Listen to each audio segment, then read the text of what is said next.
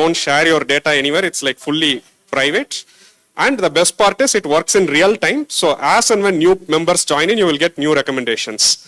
So feel free to try. I will be here. This is the very first launch. You guys are the very first users of this app. So I'll be looking to like collect more feedback from you all. Feel free to like try, feel free to break it. Just looking forward to like having a positive feedback on this event. Thanks everyone. Okay. We will be starting the event like in 5-10 more minutes. So we are going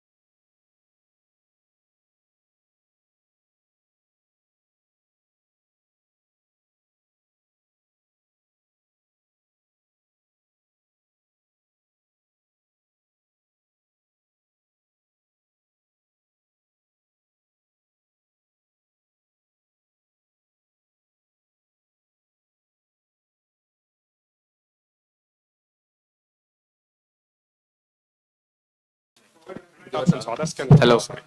So if you want other people to connect with you, upload your resume and also your LinkedIn URLs in the profile page. It will actually let other people give requests to your LinkedIn profiles. Okay. In the email app, do try it out.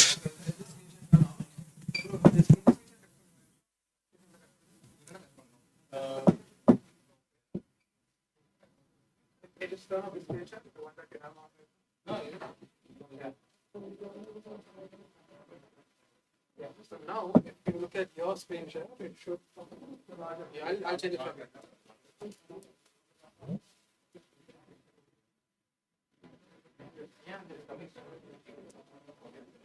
The only thing is, if you show it here also it's small. Here also it's small. Yeah, here also it's small, so it is maybe show it like properly. Look here, here. See, if I do it like this, look at here. It's like this now, right? So it looks for you also. Showing the thing also. Yeah. So this zoom. And you see the screen there, automatically that also. You're doing it the first time. Right now it's not set because it's taken here. That's not a problem. I'll take it. So what I want, that people won't see. So I can control over here. Then people directly. I will take care of all the zooming in, zoom out, and all that's my domain. Feel free to just start.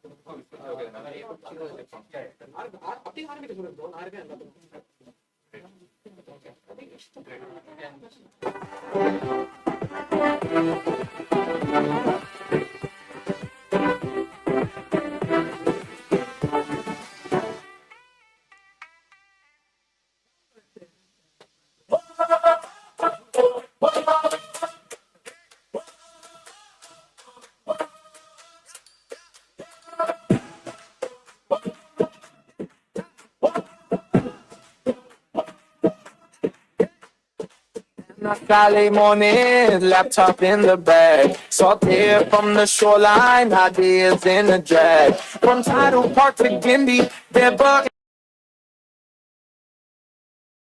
Notes on every scene, broadcast like beachside story. Stay changes in our mind. Chennai community, stand by. Say right,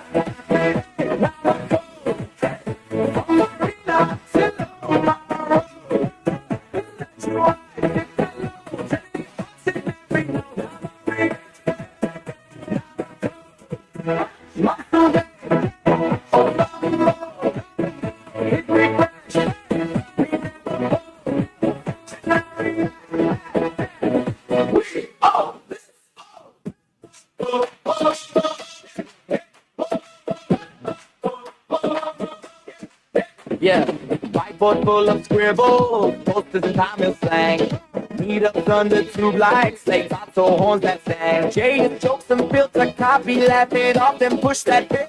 From Centipede to Perunguti, we're merging all our tricks.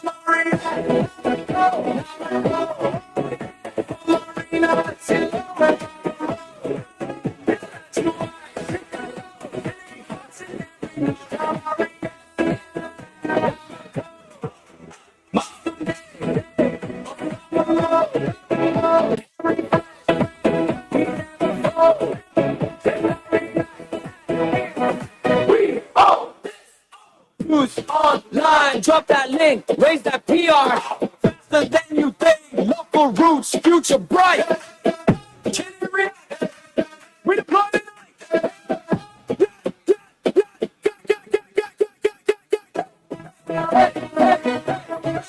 Come on, read it.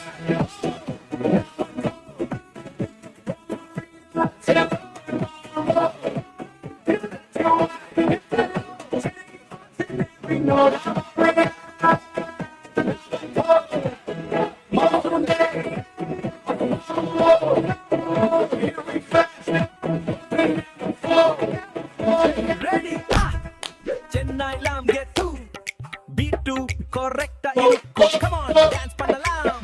Hey, ready? Chennai lam get two, beat two, correcta iruku. Come on, dance pandalam. Hey, ready?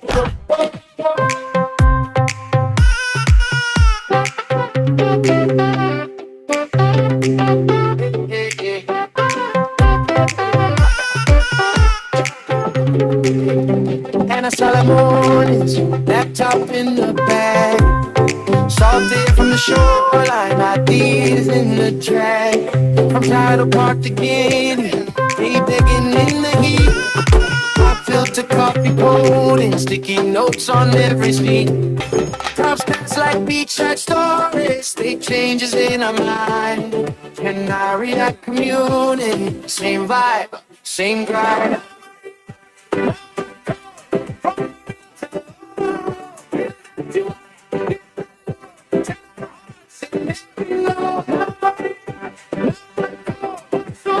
So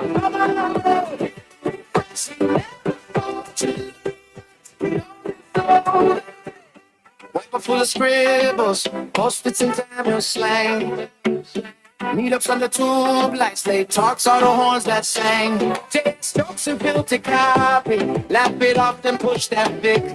From Tadape to Parangudi, we're merging all our tricks.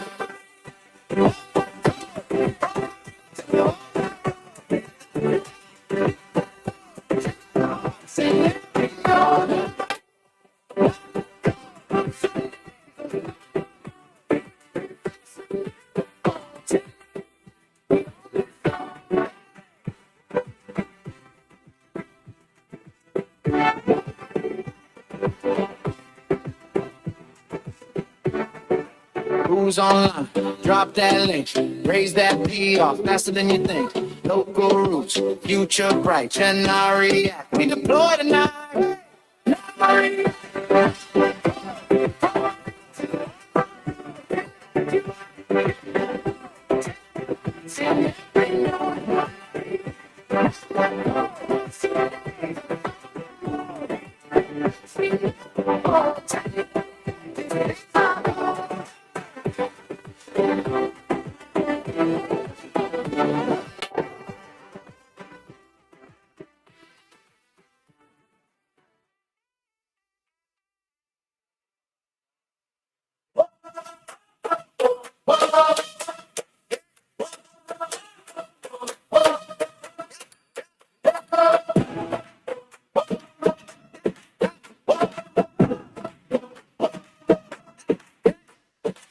A Saturday morning, laptop in the bag. Saute from the shoreline, ideas in the drag. From Tidal Park to Gimby, they're bugging in the heat.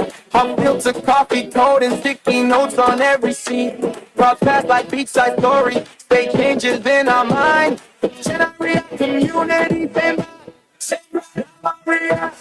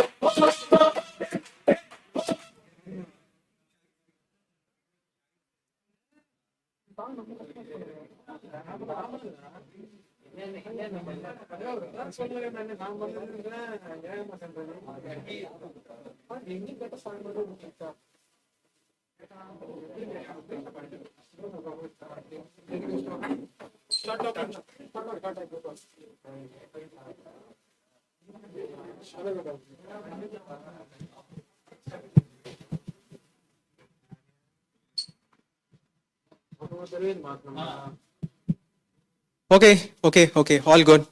So we are starting now. So how many of you have come to Chennai React for the first time? Okay, that's nice. A lot of fresh faces though. So, if you are wondering who I am, this is Praveen and you have Rambo over there. So we both will be the MC for today. So our job is pretty simple. Just in case the technology does not work and we have a awkward silence, sorry, then we'll have to fill it up. And we'll also have to make sure everybody has high energy.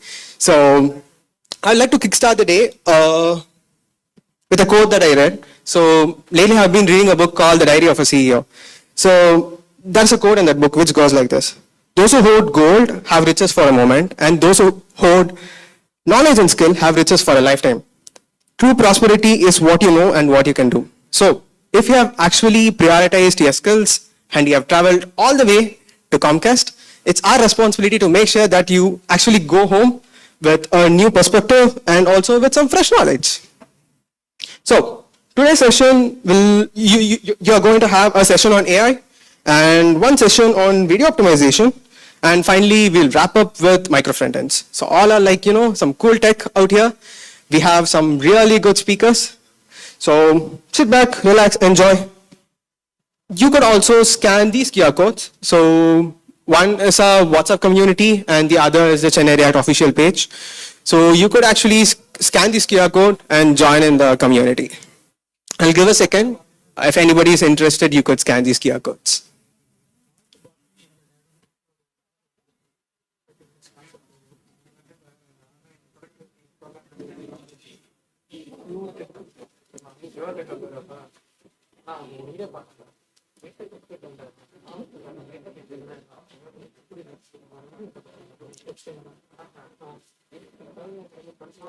Okay, okay, all done. Should I wait for some more time?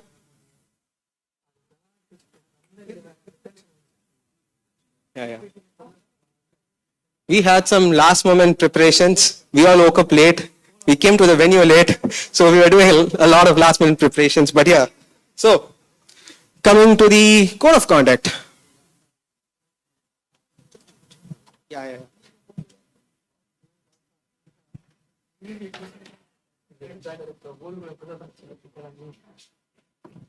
Okay, so here, like, you have speakers coming up and speaking, but you also have you also get to meet people who share the same set of problems that you do. So we all are developers, so we all have some common problems. So you could actually, network with people, but make sure this is a harassment-free environment. Be friendly with others. If you really have any doubts, you could raise your hands, ask. And if you like a speaker's presentation, you could actually walk up to them and say, hey, this is good, this is fantastic. So make sure you're friendly with everyone. And if you want referrals, be shameless to ask them.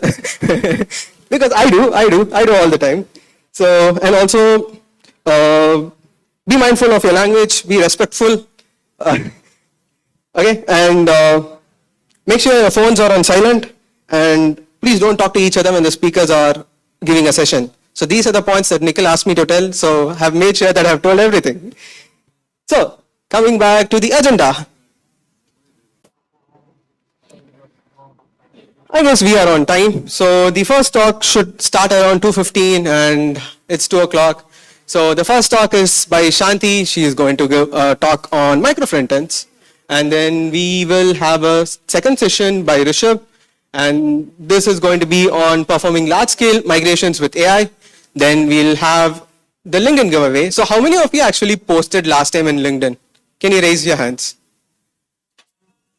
That's nice. So we have picked a random winner from last time and we'll be giving them prizes this time. So after that, we'll have the fun activity followed by Harshit's talk. And then we have other giveaways, and finally we'll be trying to wind up around 5:15. Okay, all good. Any doubts till now? Nothing. Come on guys, if it's dead silent like this, it's going to be pretty tough for everyone. So when I say, is everything okay, you'll have to say, what? Yes, okay. Okay?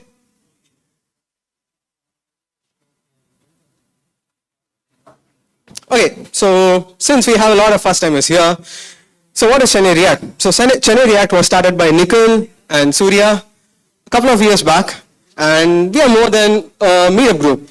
So we are a family of 10,000 developers. We have held 15 events in the past, both online as well as offline, and we have been community partners to 25 plus events. So, Nikhil and Surya, you want to tell a word about Chennai React? You can now.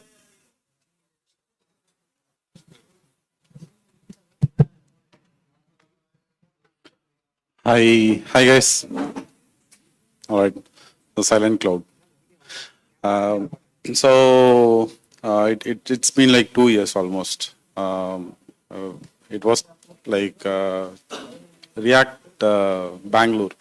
Myself and Nikhil were kind of a participant, and we connected each other, and the story started there is no larger community in Chennai, just like React Bangalore or React Goa we used to have, right? So there is no such kind of meetup happening in Chennai. So we thought of having creating a meetup group, and started slowly, and it grow like this. So you can see from our point, when we started, from that on there is many communities started developing in Chennai, and we are very proud of starting Chennai React. It's one of the good thing we have done as a kind of lifetime achievement, I would say. So it's all because of you guys. the Chennai crowd is some like they are listening towards the end of the show. So if you go to Bangalore or some other event, they'll not like sit and watch till the end. So this is kind of respect you guys giving towards the community, and also it will help us to create new communities. So thanks everyone, and also I especially thank volunteers. So you can say it fully, each and everyone comes to the meetup regularly. They wanted to something to the community. So thanks volunteer for making this happen, and also sponsors. Today's sponsor is Comcast, and like we had like several sponsors. Thanks to each and every one of them for making this event a great success. Thank you. I'll hand over to Nikhil. All right. Yeah, as Priya mentioned, it's been 2 years. Even last year we had our first year anniversary in Comcast, so this is the second time we are hosting it here. So yeah, it's because of all your support and also the volunteering team who has showed up to every meetup and helped us with the organizing the event. So Chennai, we started with, like he mentioned, we didn't have a community in React.js, so we started it in Chennai. Now what we are thinking is we are planning to include other technologies as well. So far, most of the talks what we did so far in the events is purely based on React and ecosystem of around React, so Next.js, React Native and stuff. We're planning to shift the domain, so obviously there will be sessions on React, but one talk will be something in general domain. So even for speakers, if you are interested to give a talk, you can submit your proposal. Praveen will be sharing those QR codes in some time. And we also building our website. So we used to host it in a platform called Bento, and now we hosted our website in Next.js now. We built it. Right now it's just a page where all the social links are there, all the past events, our sponsors and team members will be listed. We are planning to build something interesting. So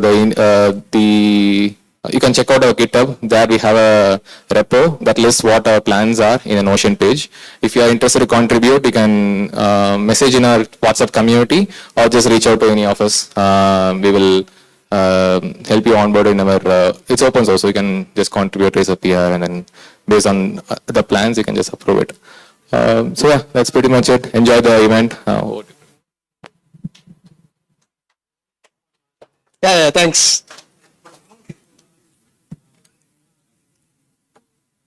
Okay, so last time we asked people to post on LinkedIn. My screen is not shared. Some glitches though. Yes, all good. So last time we had a LinkedIn contest, so where we asked people to post on LinkedIn. So the contest is back again. So this time also, like, you could take a picture around here, post it on LinkedIn, and probably use a hashtag Chennai React 16 and also tag us at Chennai React. So the next event, like, we'll be picking up a random winner and then like we'll be giving them with goodies. So yeah, you could go ahead and post. So we have the first break around 4, I guess. So you could go around, and also after the event, you could click pictures and you could post it over there.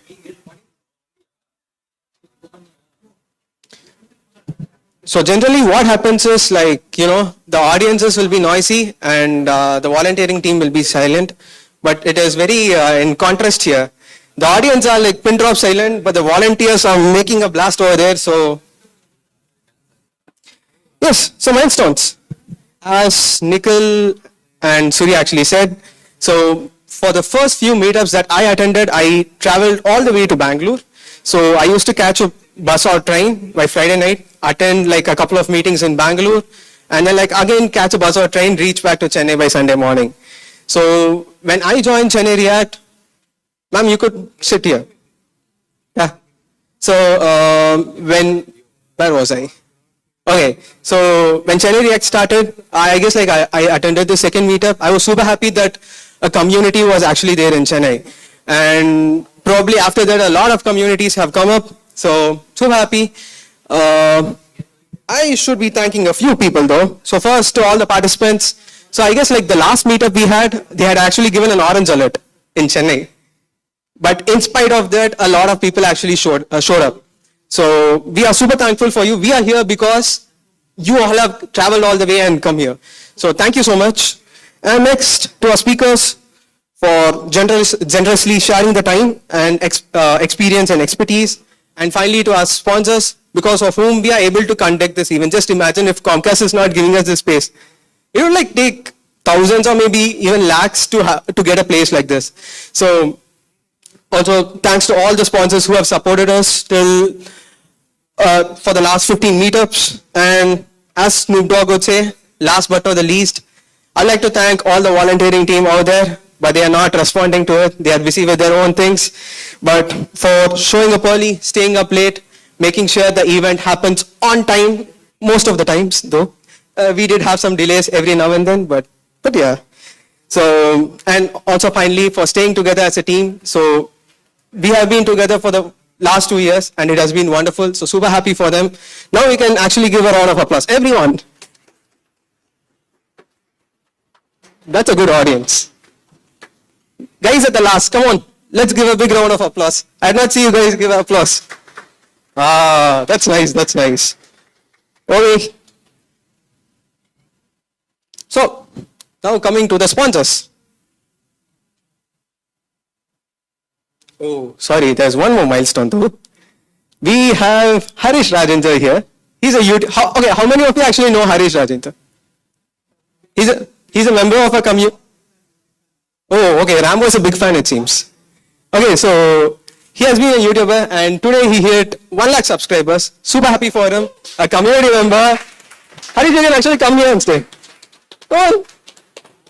You want to share a few words? Thank anyone, something like that? No, I'm putting in an awkward spot. Yeah, totally. Yeah.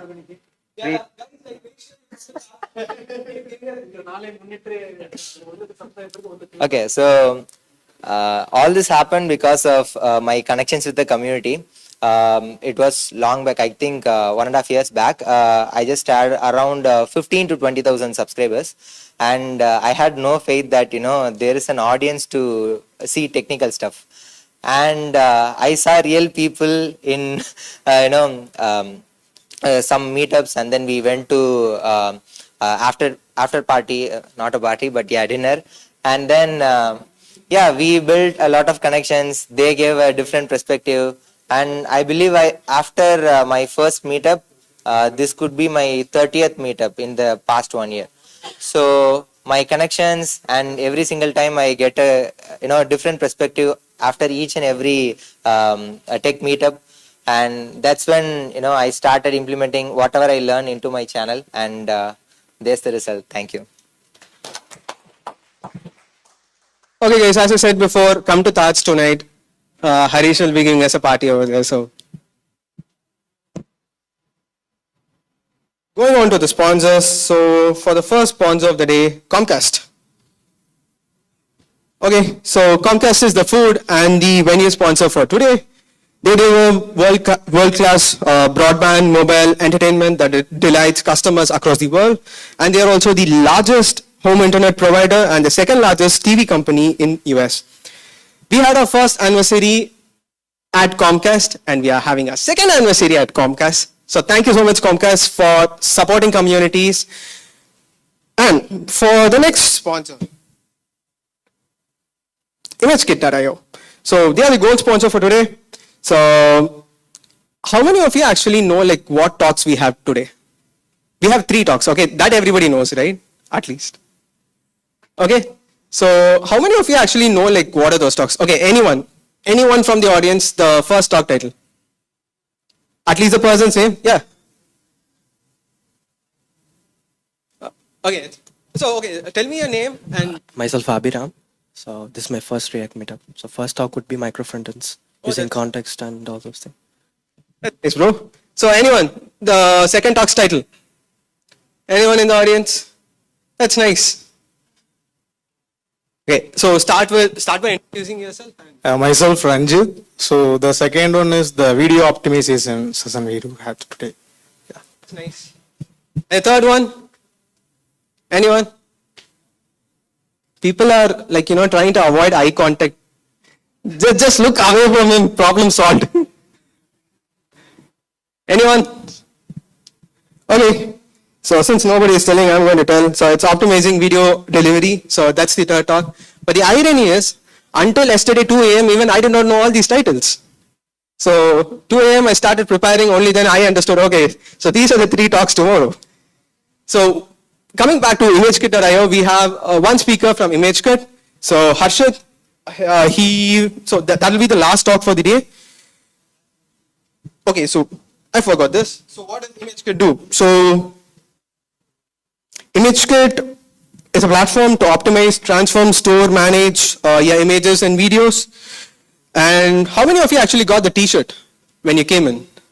Can you raise your hands? So it is actually sponsored by ImageKit. So I also see a lot of people wearing it though. So happy for you. And for the bronze sponsor of the day, ResumeX. So ResumeX, so any freelancers over here? Raise your hands. Yeah, you'll have to be like pro enough to raise your hands. Come on. Okay, we have 2 freelancers. That's nice. What do you do? Okay, I'll have to come. Yes, I'll come. Hi, myself Dinesh, and then I'm doing React and then React Native freelancing to the communities and then open source. So that's yeah. That's nice, bro. We also have one more. Okay, what do you do? I build e-commerce solution for the customer. New company they have start no. I build a e-commerce for them. That's nice. That's nice. Okay, so ResumeX is a platform that connects freelancers with employers using blockchain-based smart contracts for secure, efficient hiring and collaboration.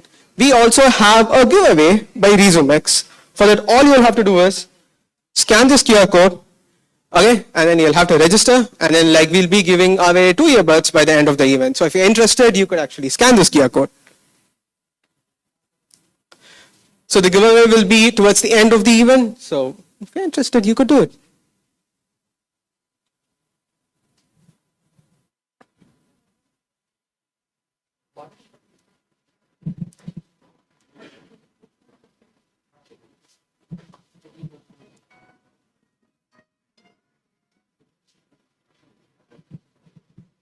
Okay, I'll wait for a couple of more minutes.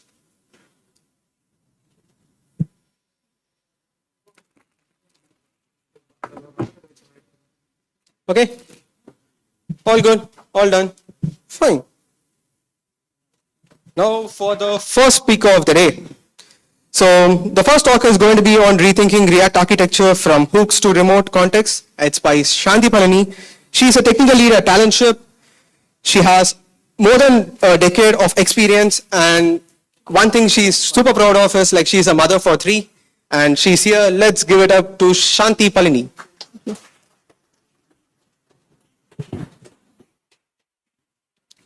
I will stop sharing my screen.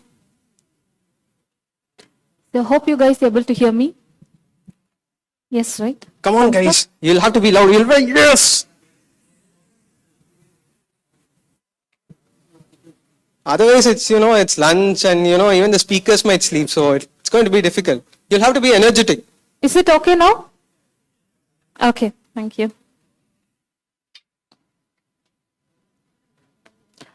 I also heard like someone said I'm going to talk about micro front end. Who is that? Oh, you have already broken down.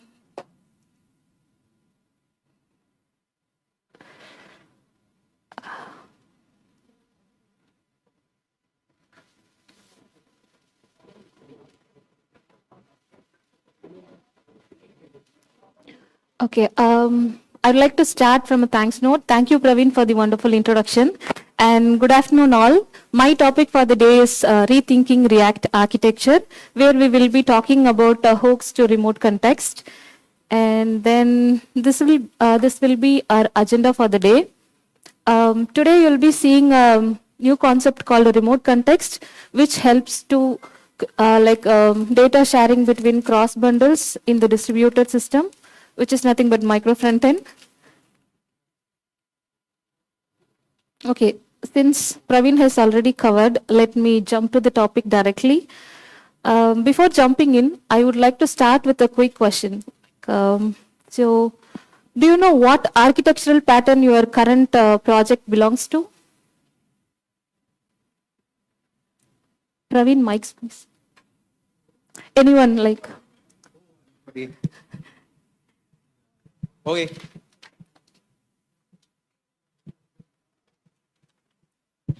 Yeah. Hello.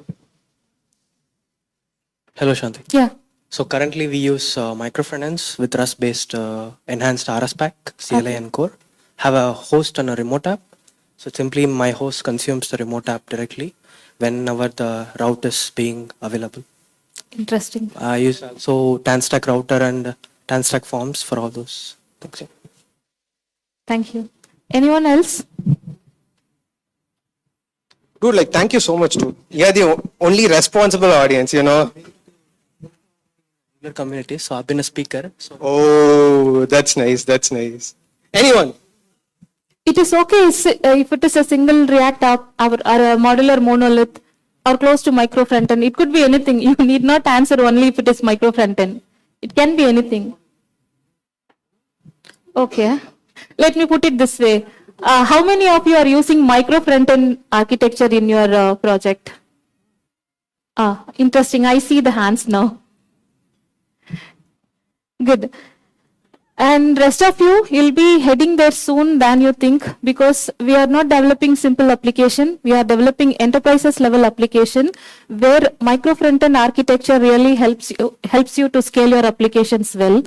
And the reason behind this talk came from a real pain point where I was being part of architectural migration project for the past 3 years, where we were developing features as well as we are parallelly migrating from monolith to micro frontend.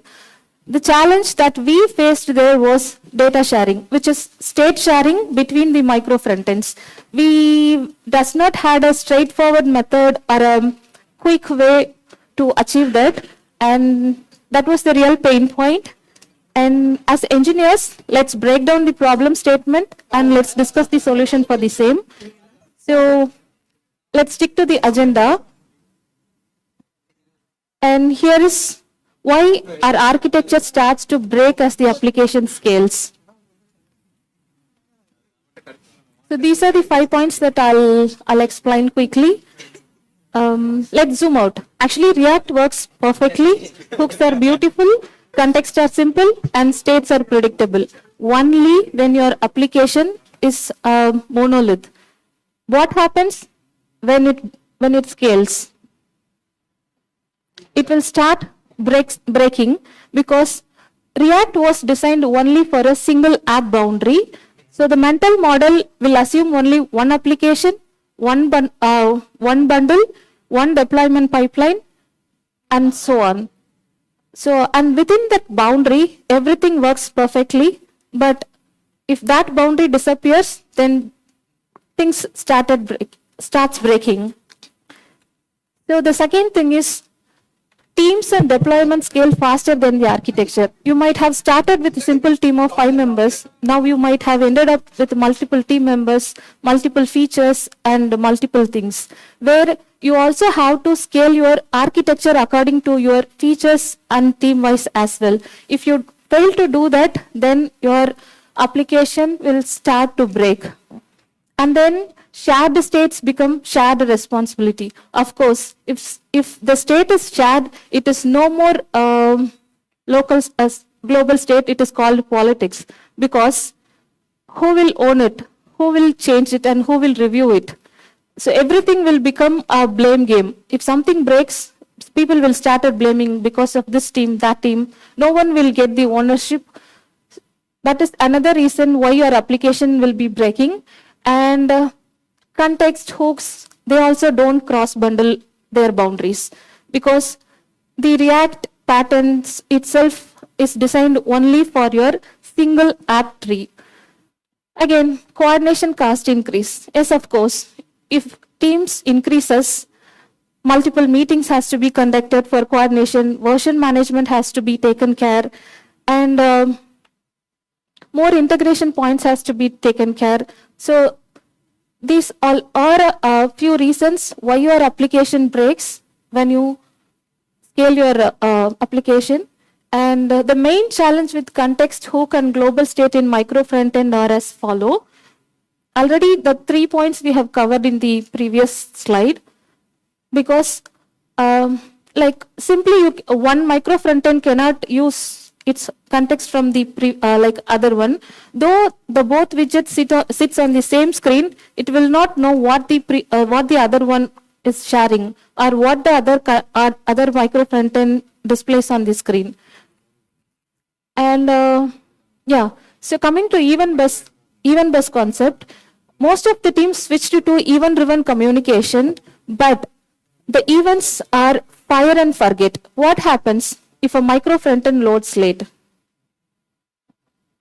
Of course, it will not have access to the event already that is emitted, which is again a drawback in the micro frontend. And again, debugging distributed states become difficult because we will not have answer for a simple question called who owns it. As it is shared, we will not know who made the change or who is responsible for that change.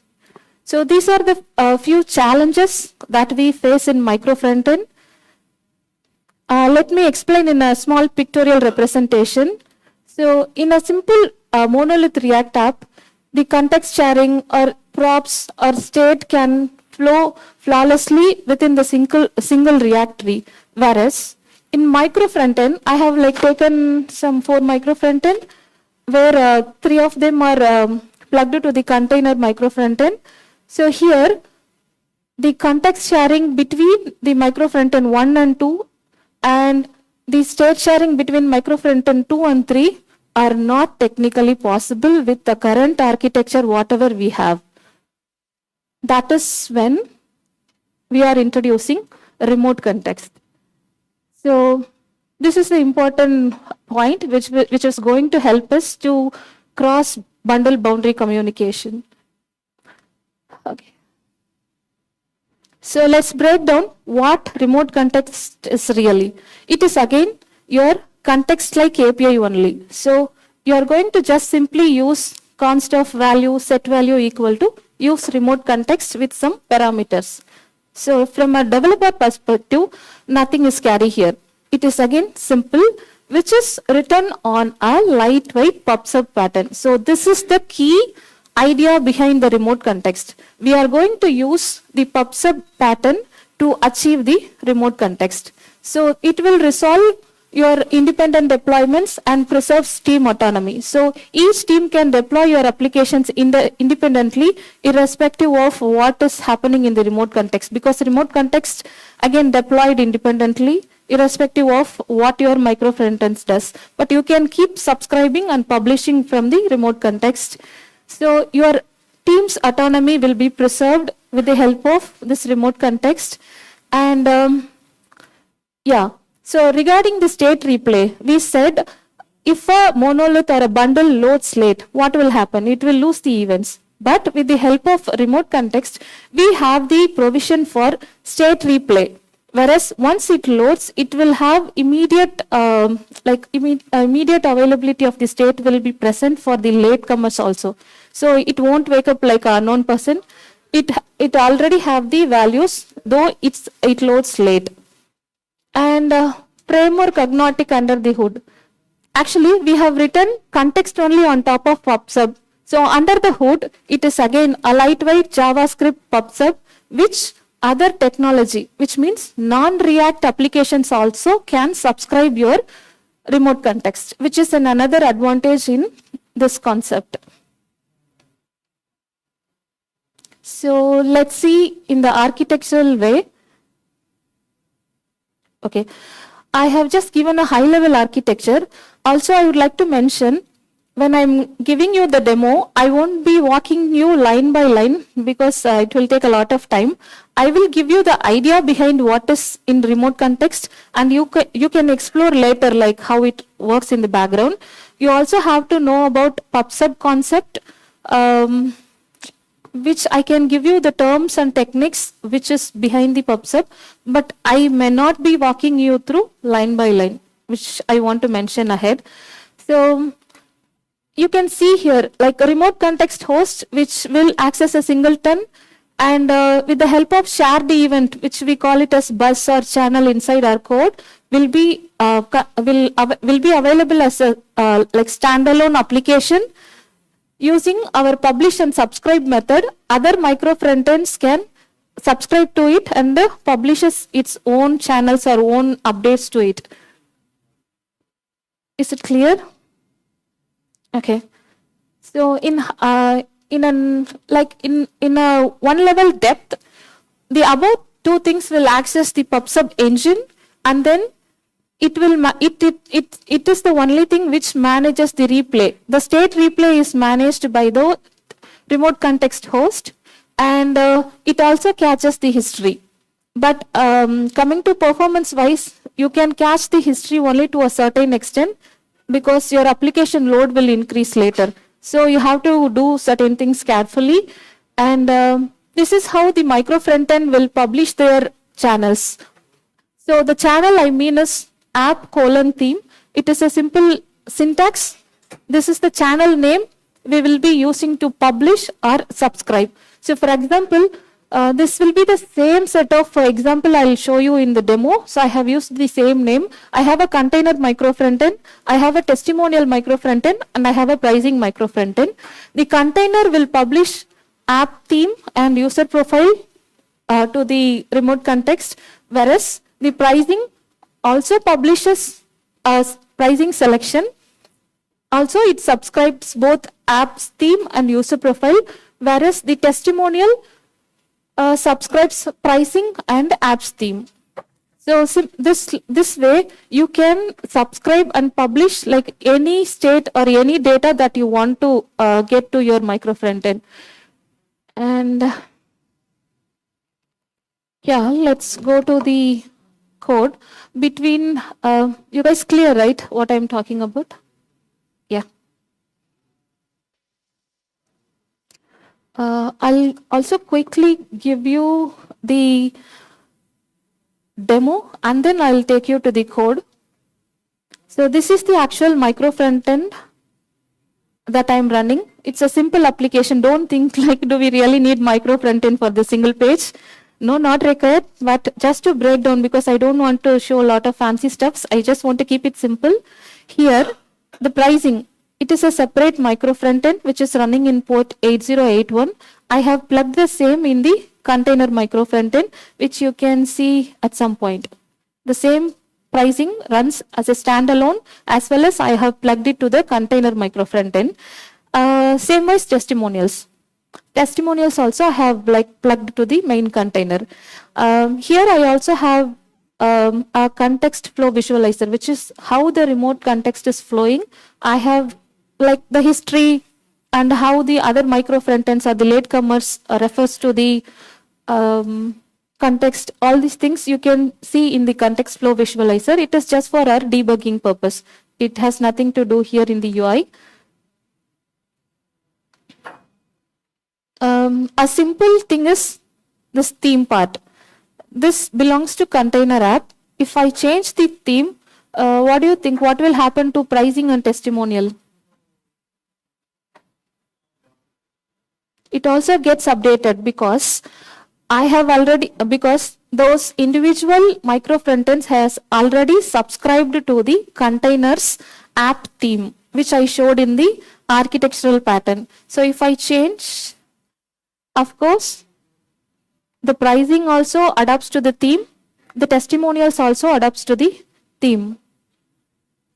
Let me also show you how the user profile is subscribed in the pricing section. Let me just change the name.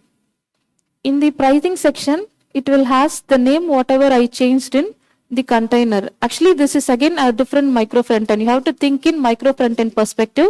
They are not a single app which is running in the same same code base. They are from a different code base. I have plugged it in, and I'm able to share the state from one micro frontend to the other micro frontend flawlessly with the help of this remote context. And you can see the, what's it called, the history here. So from the bottom, I changed the, what is it called, it is to dark. And as I keep typing, it just changes DEV. So it tracks the, what is it called, the history also it tracks. And this is just for your visualization purpose, which is for debugging. You can have it at some point, and while you're pushing, do not push your visualizer. You have to comment it or remove it or do whatever you want. This is just for your reference purpose only. So I have also connected this pricing and testimonials. If I select this pricing, the testimonial will get filtered based on the pricing. For example, if I select this professional, then the testimonial show only for the professional pricing things. Like whoever have already subscribed to professional and given testimonials, it will just select. So it is not like from top to bottom, it is like many to many. The subscription and the publish and subscription works many to many in this remote context concept. Okay, let me take you to the code. So I am following a monorepo concept where these are all like independent applications running on each different ports. Even the remote context runs in a different port. Since I don't have anything to show there, you see a blank page. I have also ran the application separately. Container is running separate, pricing is running separate, testimonial is running separate. These are all like owned by different teams. And remote context is also running separate. How they are interlinked is, again, it is simple like export and import. Let me just walk you through remote context concept alone.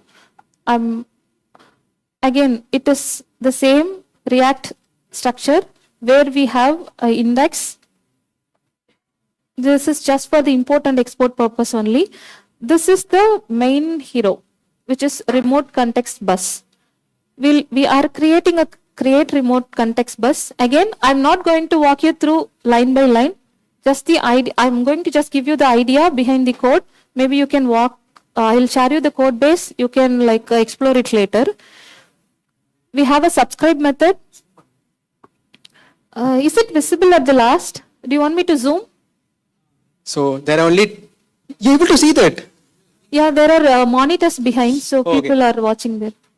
If you want me to zoom, yes, I can. Is it okay now? Is it okay now? Okay. So we have a subscribe method inside the create remote context bus and a publish method, and the parameters actually varies for each subscribe or publish, but the main thing is channel. The channel, what I mean here is the thing which we saw in the architecture as app, theme, pricing, selection.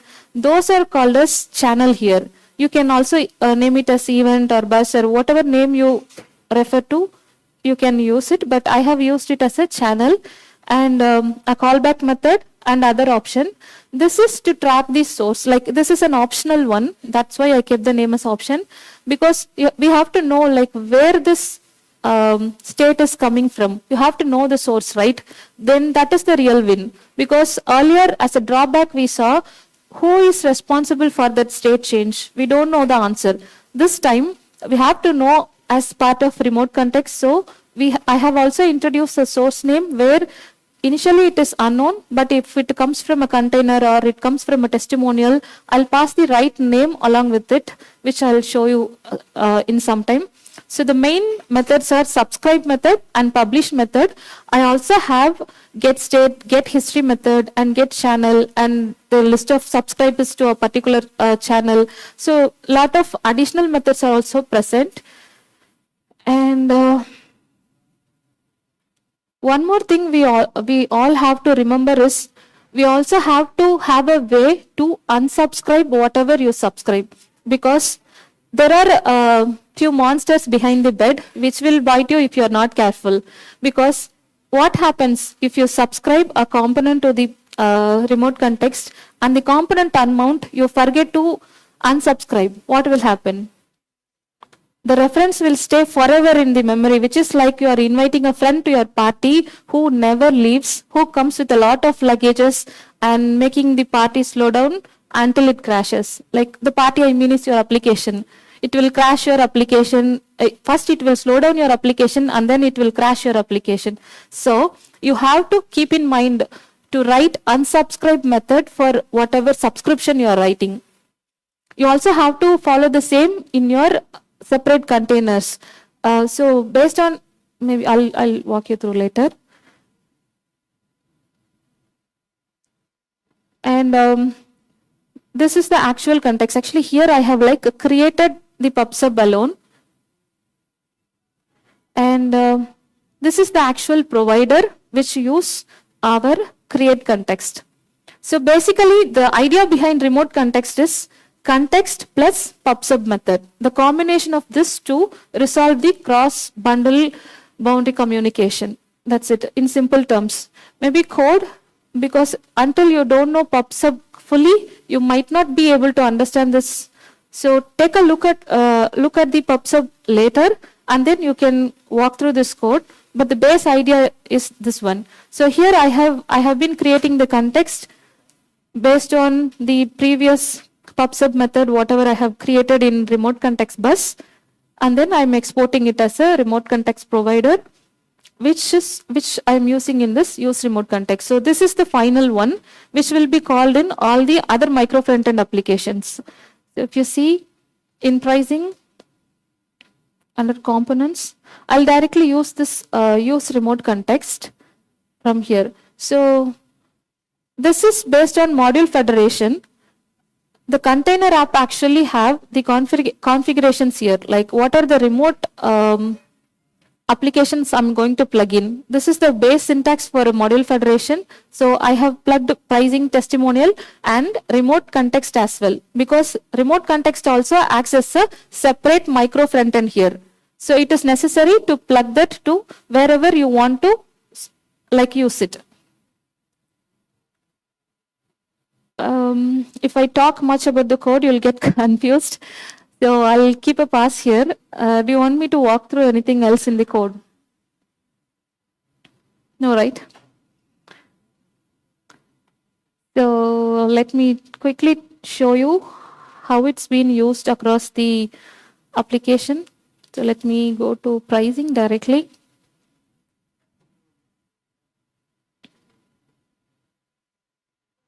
So this is the initialization part. As I said, it will be close to your use state or use context only. A value and a set method and your use remote context. This is your channel. This is your initial value and this is your source of truth. So this is pricing. So the channel name should come like pricing : selection. So if you want to add more, then pricing : addition, something like whatever you want, you can keep creating. And then initially the value is null because nothing is selected initially, and the source is from pricing. So if you want to subscribe to the same, you can use your remote context in other places as well. So this is the base syntax. Let me keep it simple. I don't want to confuse you guys. So going back, let's discuss the key takeaways. So React patterns assume a single app boundary, yes, within monolith, that is the assumption. But remote context enables your synchronized distributed state and cross-bundle communication. And micro frontend actually introduce cross-bundle complexity, but context and hooks don't naturally cross deployment boundaries. Like these are the disadvantages which we saw. And in the right side, you can see the advantages which we overcame from the problem statement. So your domain ownership reduces tight coupling between the teams. using remote context, and you can scale your architecture without sacrificing developer experience, because your remote context acts as a normal context only with the help of your pub/sub method. And this is the GitHub link. You can scan it. It has like 3 branches. One has without remote context, one with context, and the third one is with performance optimization. Because we do have some bottlenecks in this architecture, I have addressed them as a separate branch. You can scan it from here. And this is my LinkedIn profile. Let's skip this because I have another interesting QR in the last. This is my previous talk where I already spoke about micro front-end architecture. If you are still not introduced to it, you can take a look at this talk where I have directly pointed to the talk session. I have explained it from the scratch how you can set up your application using model federation. And yeah, our Grandmaster Tapas has already explained this pub/sub pattern well in an YouTube in his YouTube channel. You can explore this link. It will take you to the YouTube link for the full line-by-line explanation of how pub/sub works internally. And that's it from my end. Thank you, team.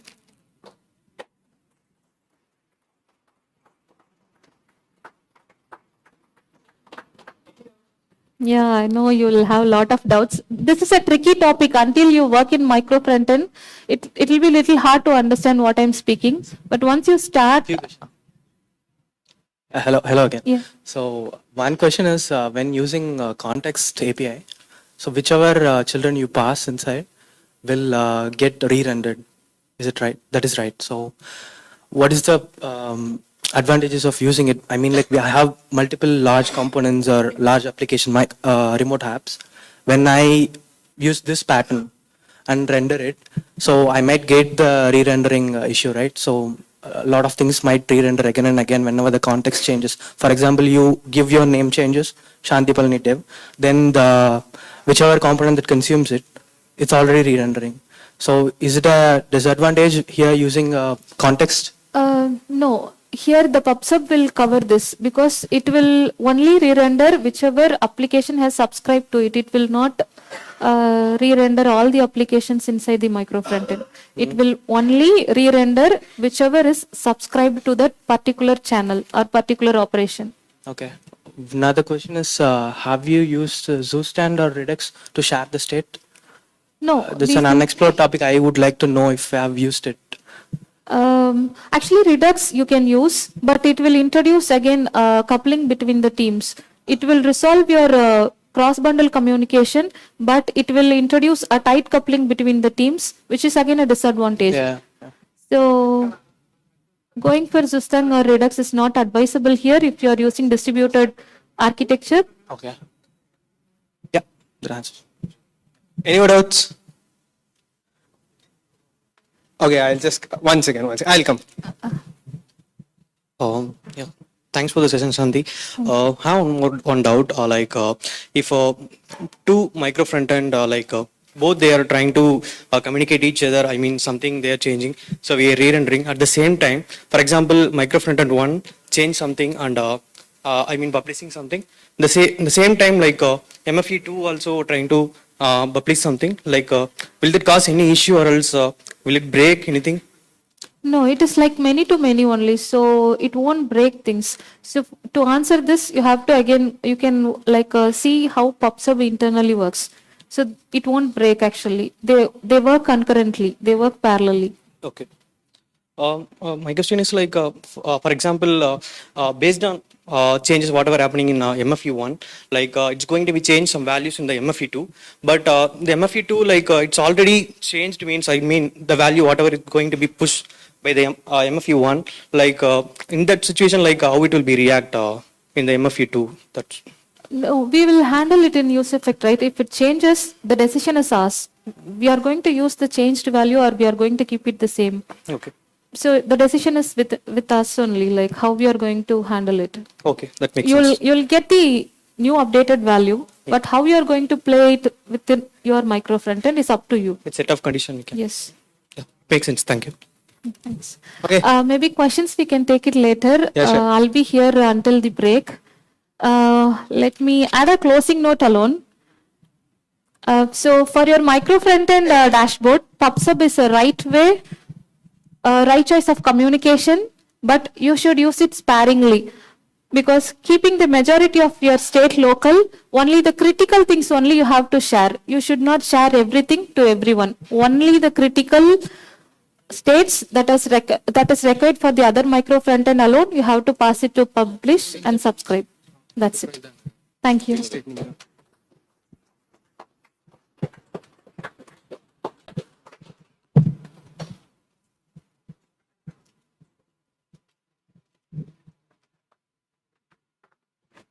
Okay, now it's time to felicitate Shanti. So I invite Nikhil. Yeah, so I invite Nikhil onto this stage and yeah, let's give a round of applause, guys.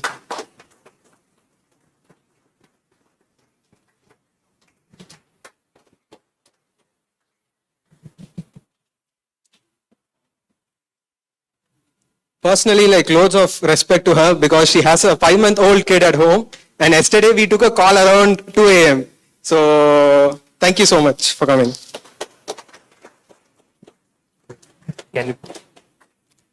Next for the LinkedIn giveaway, which we had in the previous event. So people who had posted on LinkedIn, we just did a random pick. So out of everyone who had posted, we selected 3 winners. So we'll be giving them with goodies, but thank you everyone for posting. Your word of mouth actually helps us to organize better events, get bigger venues, bring up better speakers. So thank you so much for posting in LinkedIn. So if I've not got any gifts for the previous time, next time we'll try, accommodating a bigger audience for the goodies. But yeah, if Kavya is there, can you please come forward? Yeah.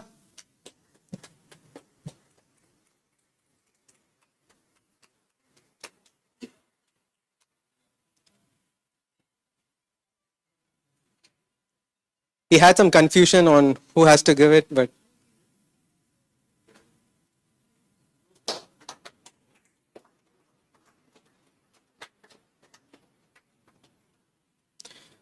okay, next our OG. So I guess like he has come for all our meetups. Selva, onto the stage. Thank you so much, Selva.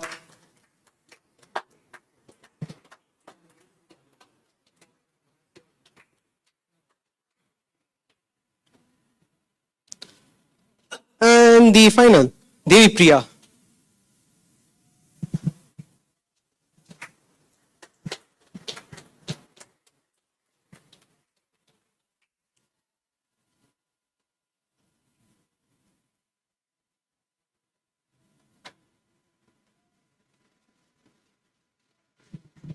Okay.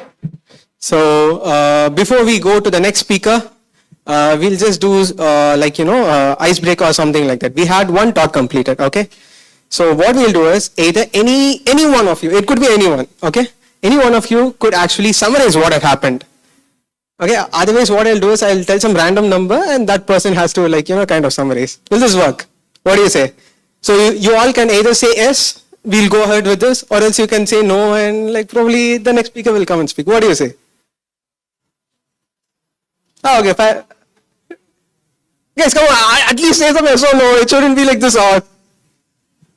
Oh, okay, yes. So who's willing to do it? Anyone? Thanks, bro. You save me every single time. All right. So I think the first session mostly covered about the how do we handle the state management with the context API with whenever we are going to the micro frontends, which is having a traditional problem of sharing the states whenever we are going to use the context API. So the solution outlined is about using a remote context, and then that is going to be shared across multiple micro frontends, and this is basically done by the event the pub sub pattern, so that whenever something is going to change in one micro frontend, it's going to be published, and that is going to be subscribed by all the micro frontends who has registered their intent to subscribe that value. And yeah, that's it. Thanks, Praveen. Thanks, Selva. Thank you so much. So next time Selva can't do this. So any one of you apart from Selva has to, so after the second talk, we'll have an event like this. So any one of you should summarize. Will that work? Good? Yeah. So on to the next speaker. Okay. Is my screen visible? That's nice. Okay, so on to the next speaker, Rishab. So it's going to be on performing large-scale migrations with AI. He's currently working with the AI enablement team at Ford Pro, and he has over 7 years of experience. So on to the stage, Rishab. Let's give a round of applause, please.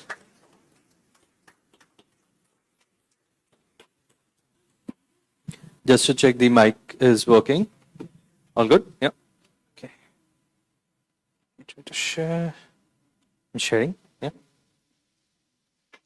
Visible? I'm not sharing. Good.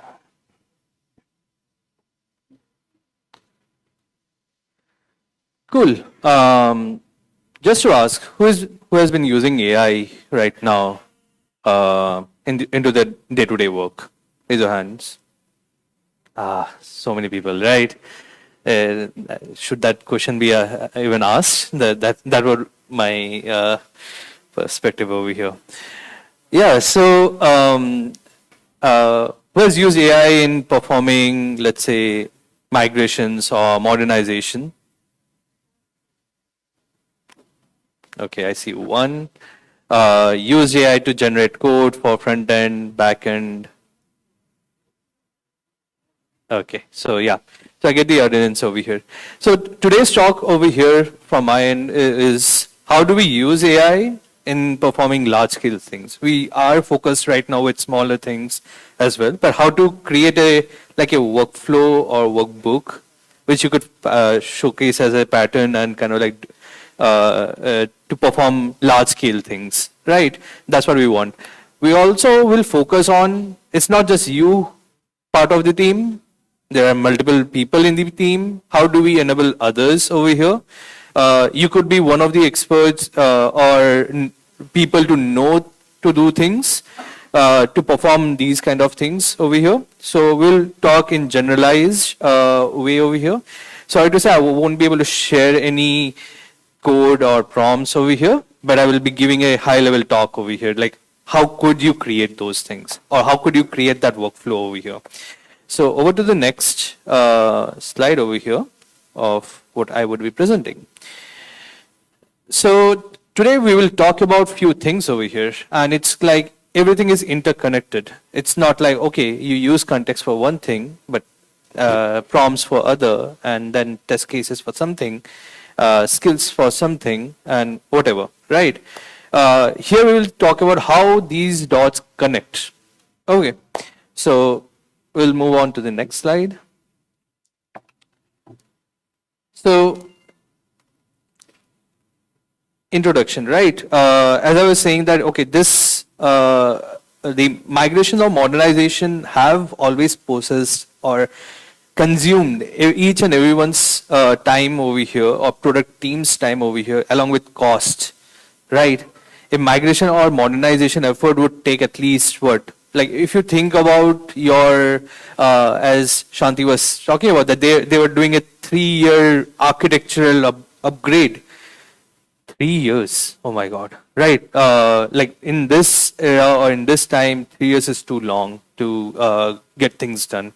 So how to shrink that time, how to make sure that we have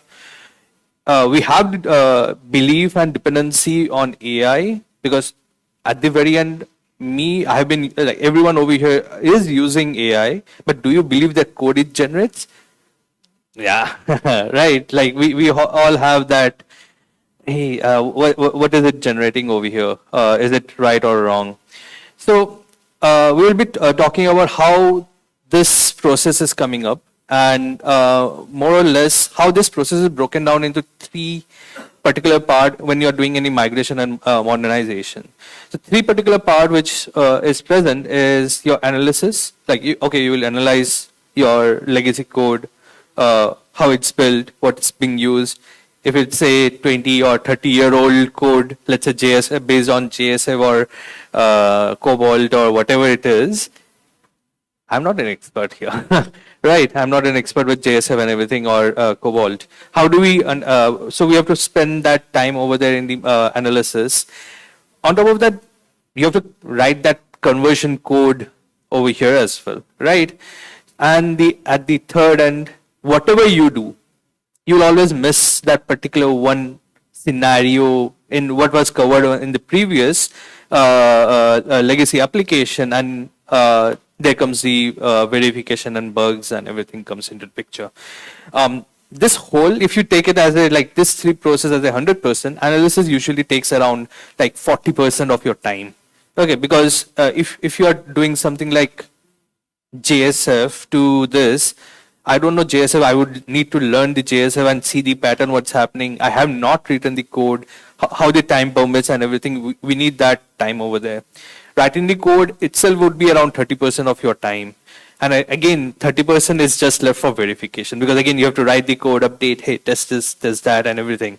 So all this, you see, and when people, like as Shanthi said, 3 years makes sense, because you have to do that manually over there. There's no way or nothing there until AI came like a wave in last few years, which kind of like is like, hey, there is something possibility over here. You can shrink down that time and to give a little bit more productive output.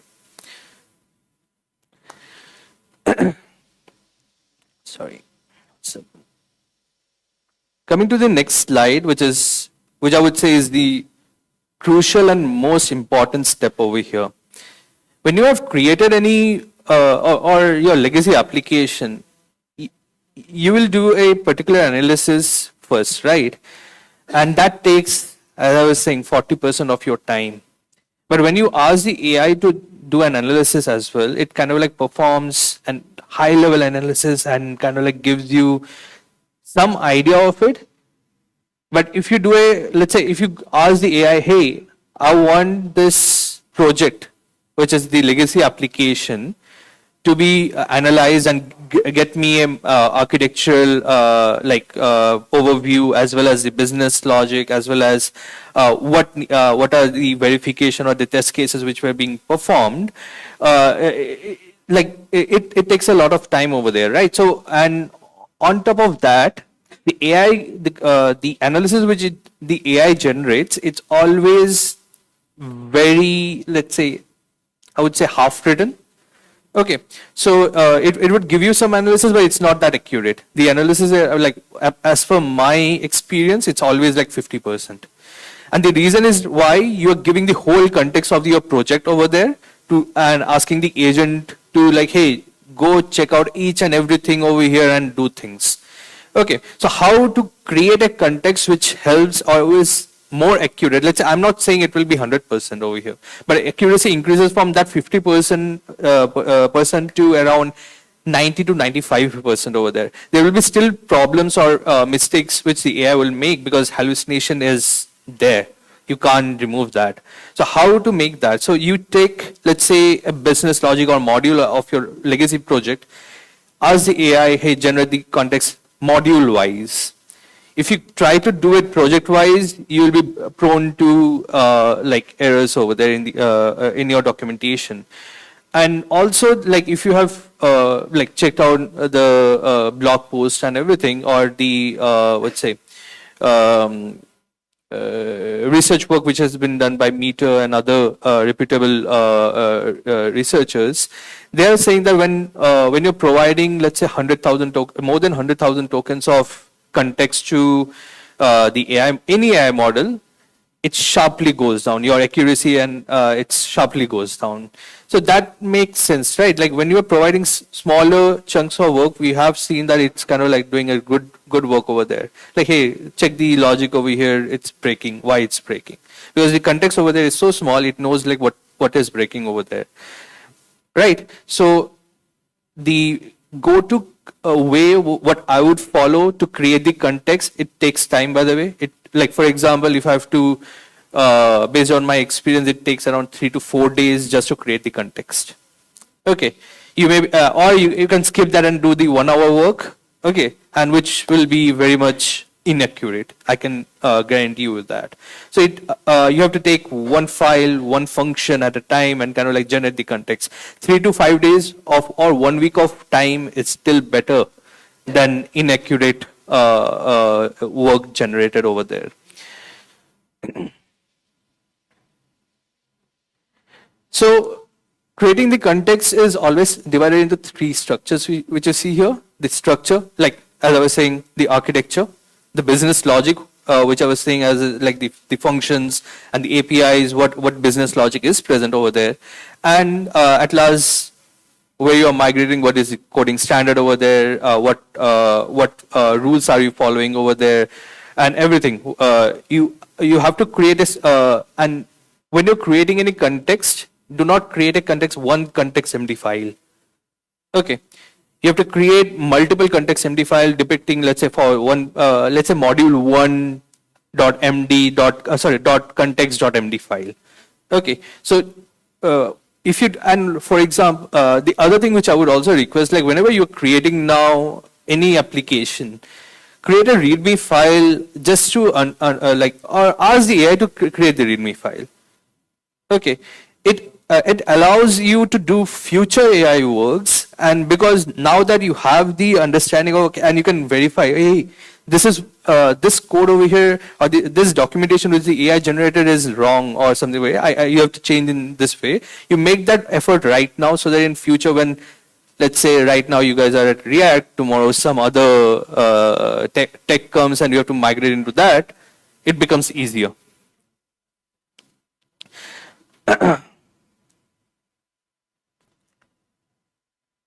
So while you are creating the context, right, and generating these, like there's one more thing which you should create, which is the agent.md file. Okay. So you have laid down the rules, you have laid down the standards which you have in the in your future new application, but the agent.md file is where you lay down the rules. Okay. So that in each and every prompt which you are adding, you don't have to like, hey, like, please follow this, please follow this, please follow this again and again and again. The agent, like when the agent or the coding agent is perform the action, it would use that agent.md file first, understand, hey, these are my ground rules here. Now I have to perform the next operation over here. Okay, so agent.md file is very much important. If you are not aware of agent.md file, then it would be like Copilot instructions if you are using Copilot instructions or similar like that. So, but most of all, context is very much important when you are performing these. Even if you're performing, let's say, small scale application and like small scale operations as well, context is very much important. So keep in mind when you are performing or utilizing AI into that.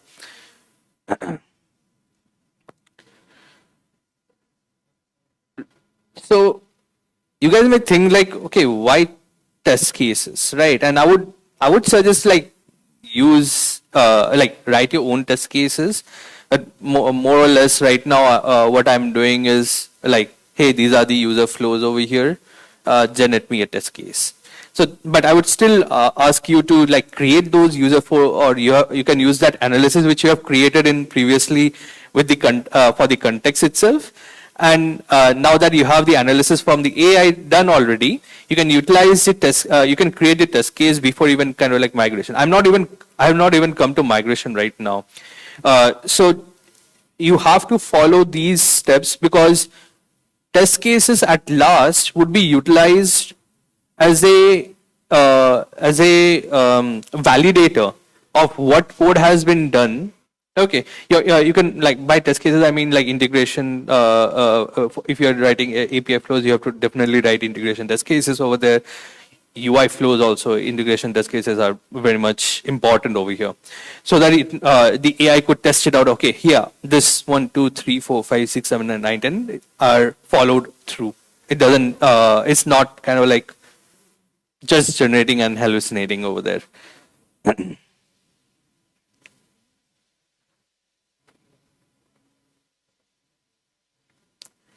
Coming to prompts, right? So as I was stating that it's not just you who is doing it in the team. It's everyone doing, performing the action or utilizing the AI to generate the code. So let's say Silva over here would be utilizing or knows better way of like how to provide the prompt and doing it. And he over here is like, okay, I'm pretty much sure like this is how I should do, but not accurately. So the prompts over here puts down the standards of like how to give a prompt. You can utilize the prompt directly after that and kind of like just once you have written down the standards and what should it follow. Okay, let's say you have created the test cases, you have created the context. Now you can point down the prompt that hey, here is my context, here are my test cases. Okay, this is what you have to check. This is what you have to test against for the when you are finished over here. This is what you have to utilize to perform the migration over here. Okay, and this way the prompts kind of like helps you out. So prompts play a very crucial part over here. Usually how I divide it is, and I think it's kind of like standard everywhere. First you give the objective or the persona of what you are trying to do. Then it's the context, as I was saying. You have to link down the context of like, hey, this is where I want to go and perform. The third is the examples. Examples are very much needed. Think like I've been when I depict how would I depict AI as a 2-year-old toddler who doesn't know anything? You have to micromanage the toddler. Okay, so you have to make sure that the examples patterns are given. Okay, so and at last, chain of thoughts. Chain of thoughts are what I would say steps. Do X, Y, Z, and then kind of like check everything is done. Once I was using AI for like conversion of something, and it converted it, but it forgot to delete my previous content over there. Like it's so much of effort to like, and I was doing a large scale over there as well, and it's think of 100 files, you have to go and delete each and every files again and again. That doesn't make sense. So that's where you have to provide those steps, how to make sure that these are the things done. So we'll delve a little bit, we'll delve a little bit deeper on this. Personas, as I was saying, like you can state it as like, hey, I'm updating this API, like from legacy application to this application. This is what I have to do, and this is the objective over here. Okay, the context at this stage of what we performed in step 1. Like we created the context over here, we analyzed it, we have the business logic understanding. Like you have created a separate business logic like file. You have created an architecture file separately for each and every module. You have created it separately. Okay, I'm repeating it again. In context, very much important. Don't do everything at one place. Okay, and everything in connection towards that. The constraints as well, like as I was saying, how like even if your prompts are very well defined, even if your context is very well defined, AI will hallucinate no matter what. Okay, so constraints are very much needed over there. Like, hey, you can't do this. Like, or this is the example code over here. Do this. Okay. So in that way, you are like reminding the AI again and again that this is needed. Don't perform this. Okay, so that's where the constraints come into picture. And as I told, like, hey, the large scale the LLMs over there are tested against 1 million tokens. Okay. But as per the research work which has happened, like after 100,000 tokens, not after, during like when you're increasing towards 100,000 tokens, the accuracy drops to around 30%. Okay, think 30% accurate AI code is generating, and you're doomed over there. So that's why you have to create the context in a modular way. And suggestions would be create MCP servers if you are doing, let's say, multi-team. If you are doing one team, or if you're performing one team, you can just create README files in your projects, and that helps. Okay.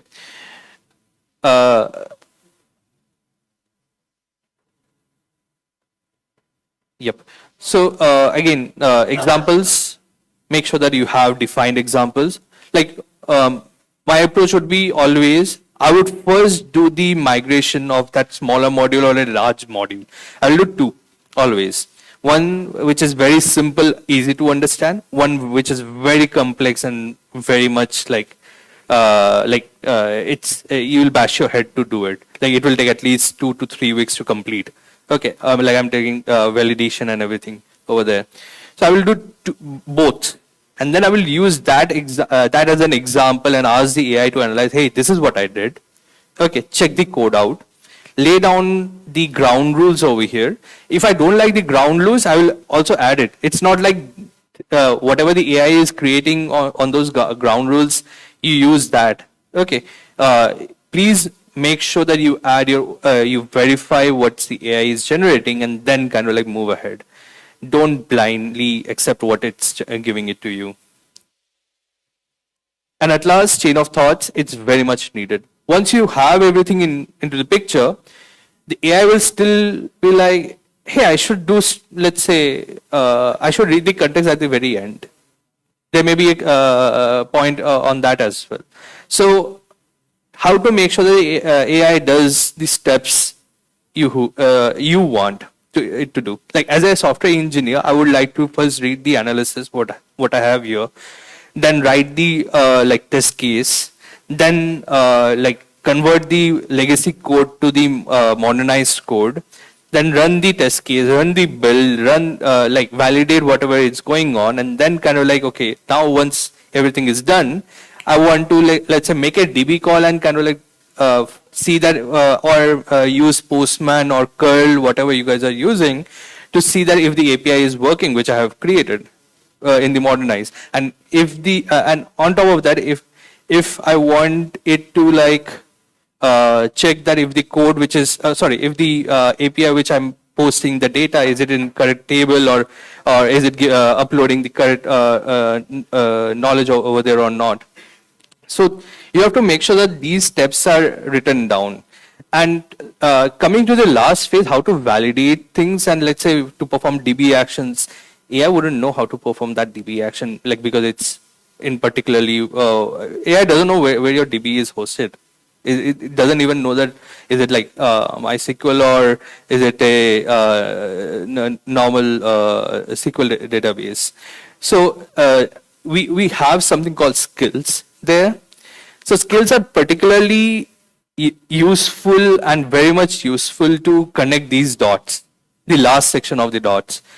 I would like to emphasize that, make sure that you utilize these skills, and also, like, if you guys are not aware of it, there is something called Awesome Copilot. It's an open source repository where like the skills, the prompts and everything is there. You could go there and check it out, like, hey, and there are various skills over there, and very different types of prompts over there to help you out and how to utilize the code over there. So skills in particularly is like, here, like, just a few example. A bunch of skills are there. There's like discovery would be like, hey, I want to fetch that data from that database. Is it happening or not? Like when I'm making the API call over here, is the database getting updated or not? So that's one of the skill which you could develop over there and kind of like keep it for your team itself. Manipulation again. Is am I allowed to like update the DB directly or not? So that's one another skill you could create, and the validation would be like, again, once the API is created, you make the API call. Is the value present in your DB actually or not, or is it just giving me like 200 with no DB operation in it? Okay, so and at last you can ask the AI in the prompt like, hey, give me a summary of everything.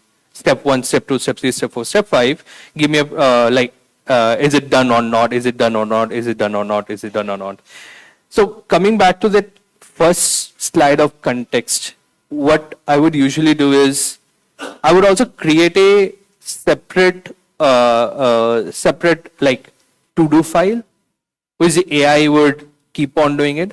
And for example, when I'm doing a large-scale migration, and what I would ask is, hey, find out each and every APIs which is present, find out each and every modules which is present, list it down over there. Keep 3 things. One is what that API is. The next thing is status of it. Is it done? Is it in progress? Is it reviewed? Or is it done? Okay. And the third thing is notes. So what this does is, like AI tends to forget. AI's memory is really bad. And if you're creating a single like chat window and keeping on doing that, and you think that, hey, AI will go to that chat and kind of like read what it's doing, it's really bad. It can't do that. So in the prompt file, what you could do is like always go to that notes.md file or like to do task.md file and ask that, hey, can you check that what is going on, and based on the notes, perform the action. Let's say you came after that and like and you are also not sure what it has done. You have that notes.md file which will help you out. And you guys might think that why I'm saying MD file. AI is really like if you want to interact better with AI, you start using MD files. The response which the like Copilot chats and everything generates is also of MD files. It understands really good with MD files. Yeah. So yeah, that's more or less what I have today. And I will come to the last slide, which is like questions.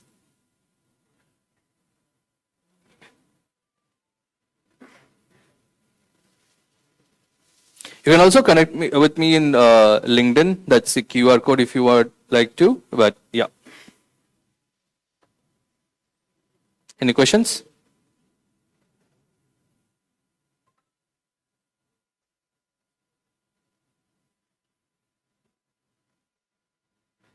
Cool. Yeah. Hello. So, yeah, you said like migrating with AI things, right? So, like you said, like right. I mean, starting with the adding README files for different modules, and then go with it, right? So, can you just go with summarize the entire flow, like README files, start with the. So I would start with architecture. Okay, so I will ask it to do a base level architecture. Architectures is always like much more easier and it's kind of like accurate. Yeah. Okay, so after that I would go to the module level, and I would ask like, hey, create me README files for each and every module, which is internal modules also which are present over there, and how it has been developed. Okay, so what is the purpose of each and every functions inside that? Okay, and basically the business logic. What is the business logic inside that? And what was the mindset behind it was written? Okay. So yeah, so I will come drilling down like from the project, and then module, then files, and kind of like create MD files for each and every files. In that way, I will have bunch of documentation which you are creating a context. Like if you have created any MCP servers or something like that, at last you are linking down to your knowledge base itself, right? So this is how you are kind of drilling down and creating a knowledge base within your project itself, which the AI would utilize at last. Sure. Yeah. Okay. Thank you. Any more doubts? We also have context limits, right? How to overcome that? Sorry? we also have context limits, right? Only context should be this much. Yes, So context it's should be this much. That's what I was emphasizing on. When you're creating a like, for example, when you're performing the migrations over there, I would not do do the migration for the whole project there. I would do module wise migration, and then in that way your context gets limited by itself. You don't have to think about context at that time. Yeah. Got it. Thank you. Anyone else?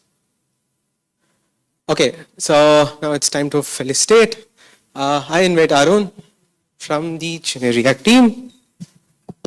Let's give a big round of applause, guys.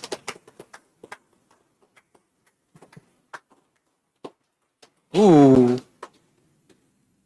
that's not a good sign.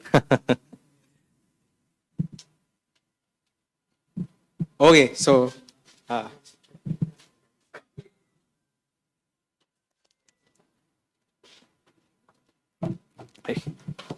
Thank you.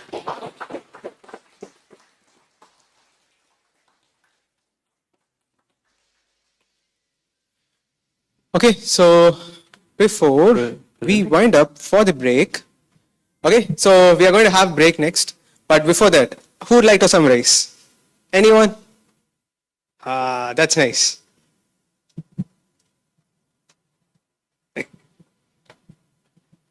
Hello everyone, my name is Mohan. Thank you Rishab for your valuable words towards AI, how it helps us in our work. Actually migrating between two languages it's quite difficult for developers. We need to know both languages and what are the business logics integrated there. We have to learn first and then we have to integrate in React or somewhat. So having AI and migrating using AI, it helps a lot to customize and more things and reduce the time of the development. So he also told how to give a prompt to optimize the code and get the output. That also helps everyone. I am now only able to know how to give prompt and get it helps a lot. Thank you. It takes guts to do this, bro. Round of applause to him. Okay, so now it's time for break. But before that,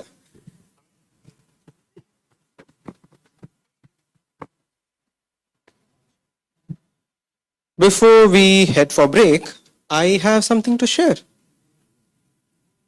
Okay, let me start sharing my screen.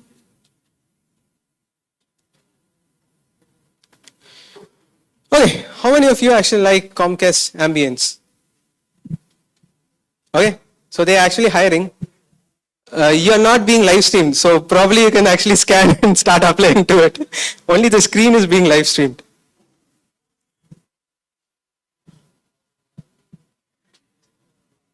We'll also again put this in loop in the break. So if you're not able to share your screen now, so if you're not able to scan this QR now, probably you could do it even during the break. So you have all these snacks. So at the last, so you could go back and then like have your snacks, and also the washrooms. Like you can't use this door, so you'll have to go backside, and then like there's a door, and probably someone will be over there to help you out. And also you could probably network, chill with people. Like if you have any questions or something like that, you can ask to the speakers. They will be out here.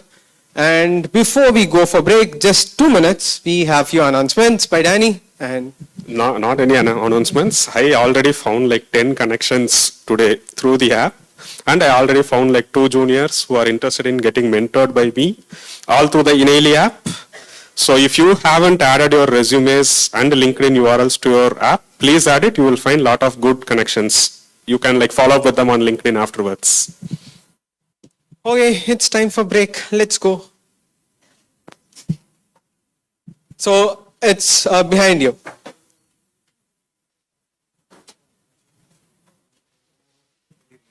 All good.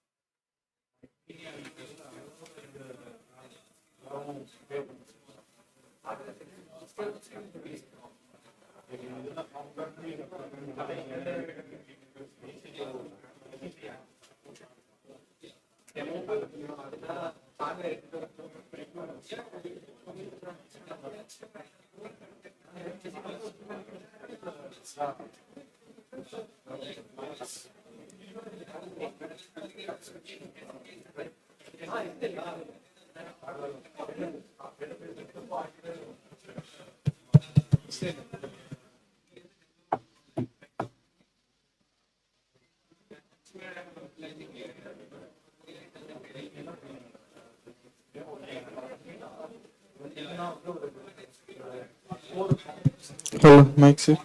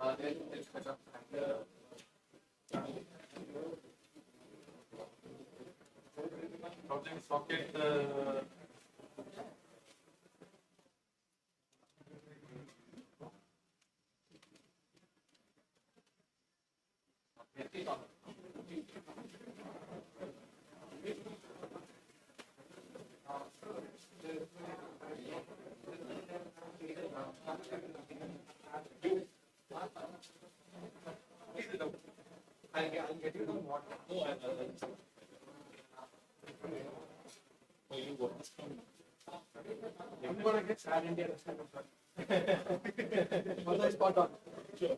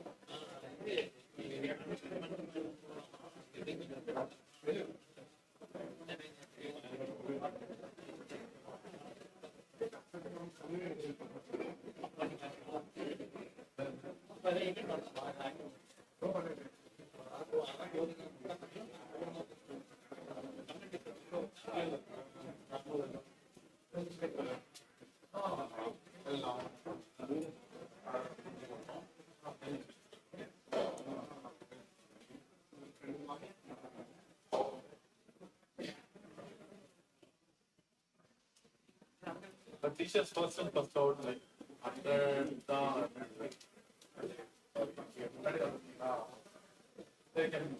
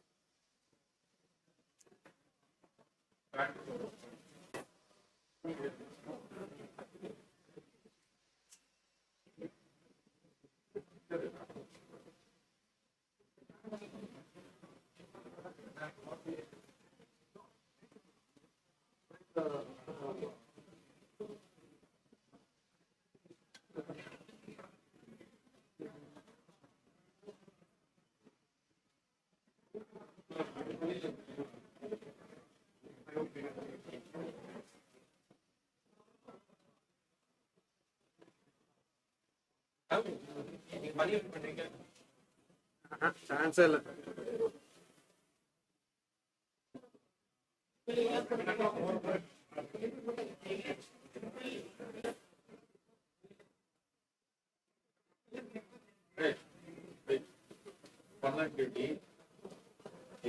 இல்ல 3-5 minutes வந்து இனிஷியலா discuss பண்ணிட்டு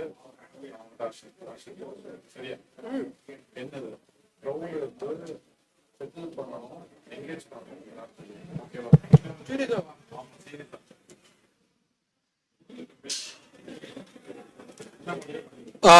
Guys, like in 5 more minutes, we'll start the event. So make sure you're available in your place. Okay? So I'll repeat it one more time. So in 5 more minutes, we'll start the third talk. So make sure you're available in your place.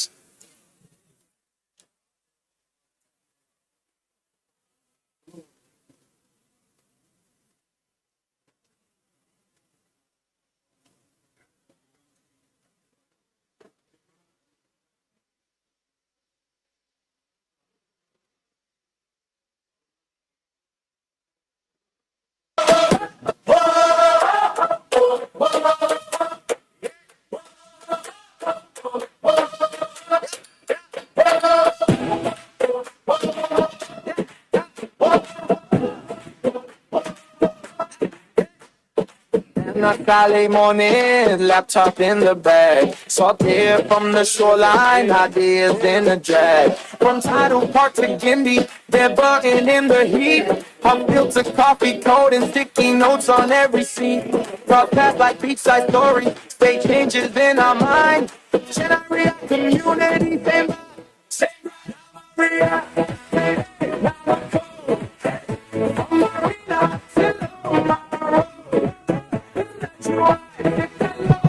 Also, like those of you who do not get the t-shirts, like we have few stickers from ImageKit. It's placed over there. You could go and pick it up. So those of you like who have not got the t-shirts, like we have few stickers over there in the front. So from ImageKit, you could actually go and pick them up.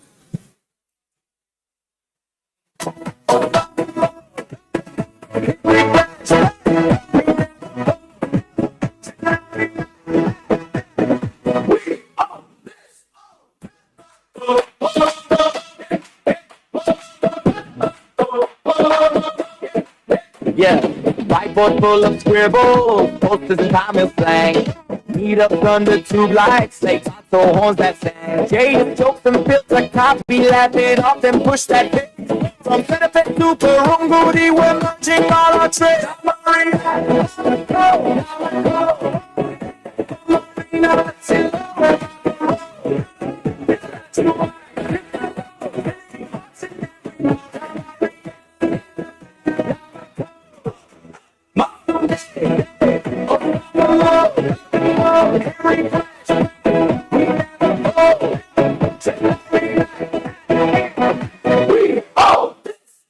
Huge online, drop that link, raise that PR, faster than you think. Local roots, future bright.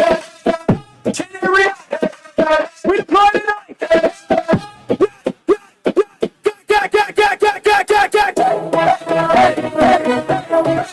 Come on, react.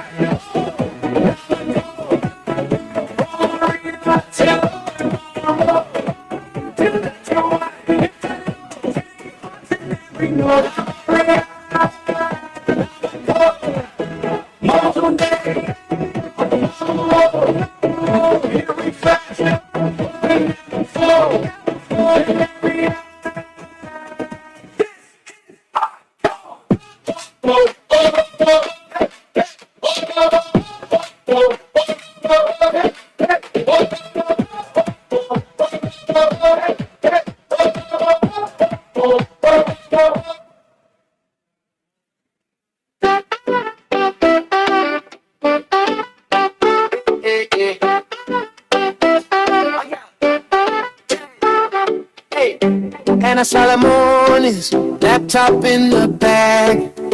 Salted from the shoreline, ideas in the drag. From Tidal Park to Giddy, they begging in the heat. Hot filter coffee cold and sticky notes on every seat. Times pass like beachside stories, they changes in our mind. And I react community, same vibe, same grind.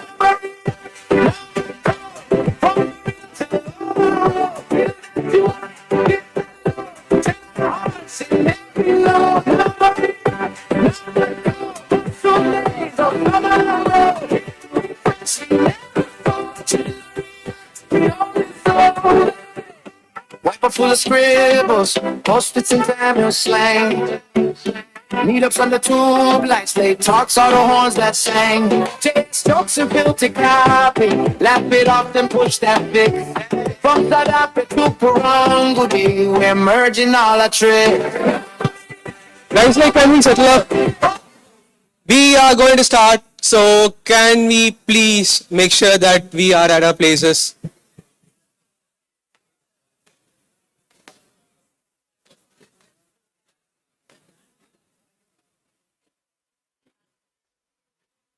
Hello.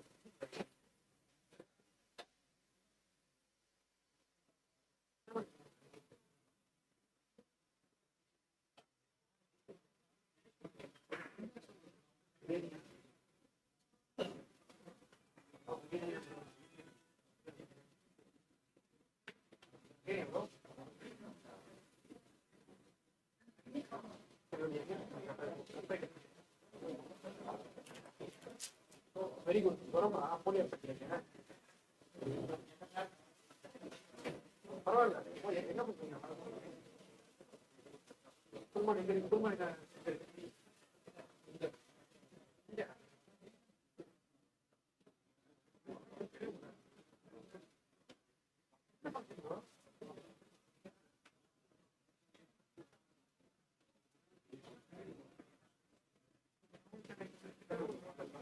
ஆமா அந்த நீங்க கூட்டு போயிருந்தா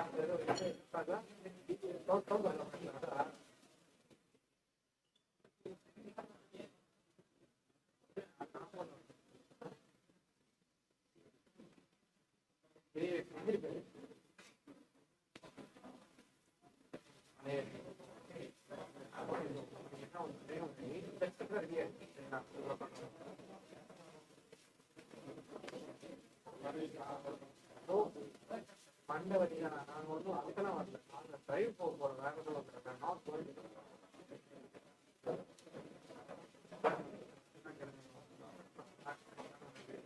drive போறோம் நாங்க drive வந்து பாத்தீங்கன்னா அவர்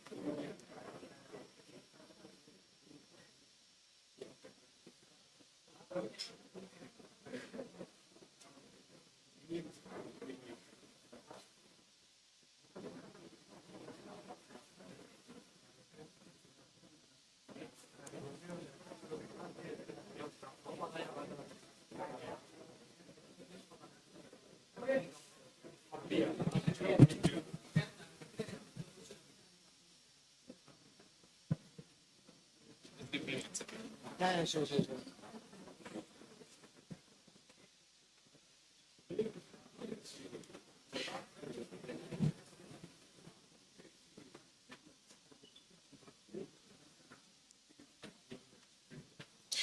Okay, so if you have not done your ResumeX registration, you could actually do it now.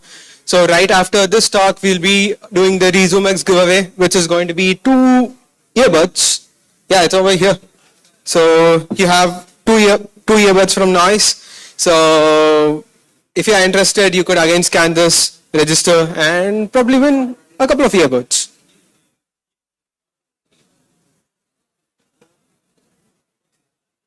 Okay?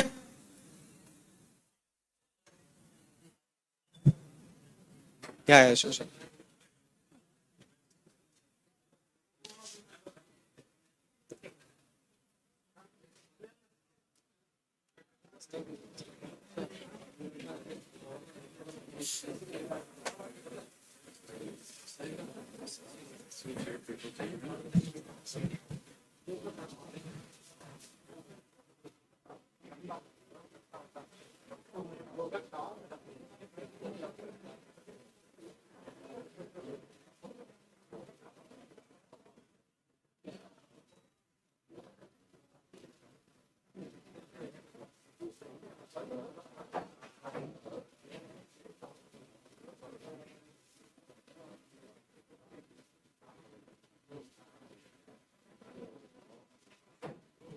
Okay, we will be kickstarting in 2 minutes. Like we have some problems with mic. No, the problem is resolved.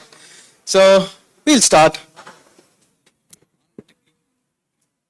But before that, like how we see a lot of first timers here to Chennai React. So what do you think? So did you like the previous 2 talks? You have any suggestions or something like that? Like make it more interactive. Any suggestions? Anyone?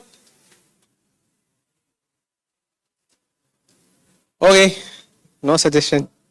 That's fine. Okay, let's go.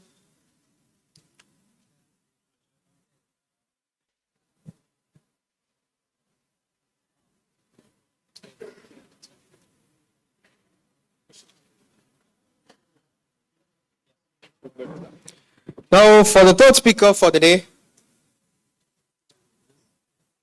So this session is going to be on optimizing video delivery for your websites and apps, and it's going to be from Harshit. He has flown all the way from Bangalore for this session.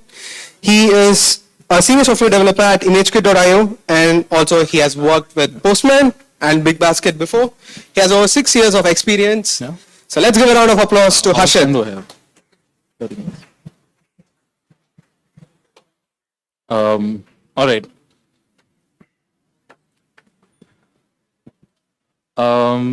Is it audible? At the back, is it audible? Perfect. All right. Let me just get to the part. To those of you who don't know me, I am Harshit, and I think this is my second time at React Chennai. The first time I was here in June last year, if I'm not wrong. And I did speak a lot about images and how you can, work with images at scale, how you can transform them, how you can edit them without, having to go through a entire GUI process and all of it. But then I realized that, images is something that we all can actually work with, right? It's not that difficult. The more complexity arises when you start working with videos on scale. Right, so that is why I think I decided to, give a talk again here on videos and how you can work with them. But I actually, I actually flew from Bangalore today morning, and on the way, in my flight, I met a founder, and we sort of connected on a few things. So he was building something in DevOps. And the way that he was building it was a very hacky solution, but he was making money out of it, man. He had like a $100,000 revenue, which was crazy because it was a hacky solution, right? So we kind of bonded on the fact that India is known for these hacky solutions, right? We can just make our path anyhow, right? And that is why I decided to, last moment, I decided to change the title of my talk. And, this is a very boring title, optimizing video delivery, faster initial startup time, UX, too much, man. I don't want to give a talk on this. I would rather give a talk on how do you save $100,000 per year by just optimizing your videos. So in the next 30 minutes, what we will be doing is we'll be going through a case study, a very normal case study, a very relatable case study about videos and about a blog page, and we'll just see how we can use certain strategies to reduce your AWS bill, or maybe let's say any cloud provider bill. And I think on the way we'll have a lot of fun. We will understand a lot about videos. How do you stream them? How do you make them work on your website, right? My introduction is, I think he already gave it. I am a senior software engineer at ImageKit. This is not going to be a sales pitch for ImageKit, honestly. The strategies that I will be talking about here are something that you can take back home, and you can apply it using any system. So you can use any platform, you can either build the entire pipeline yourself, but these are some very basic strategies that can actually help you reduce your bandwidth, reduce your costs while streaming videos at scale, right? So let's just quickly get into it. So we have a case study, a typical blog page, right? A typical blog page. Let's say we have 10 videos on one page of the blog, right? Let's say one video that you shoot from iPhone, let's say it's a 10-second video. It's easily 45-50 MB, right? So we are assuming it's a 45 MB video. So 10 videos is equal to 450 MB of bandwidth, right? So you need 450 MB of bandwidth to load the entire page, right? Now, has anybody ever used a CDN? What is a CDN?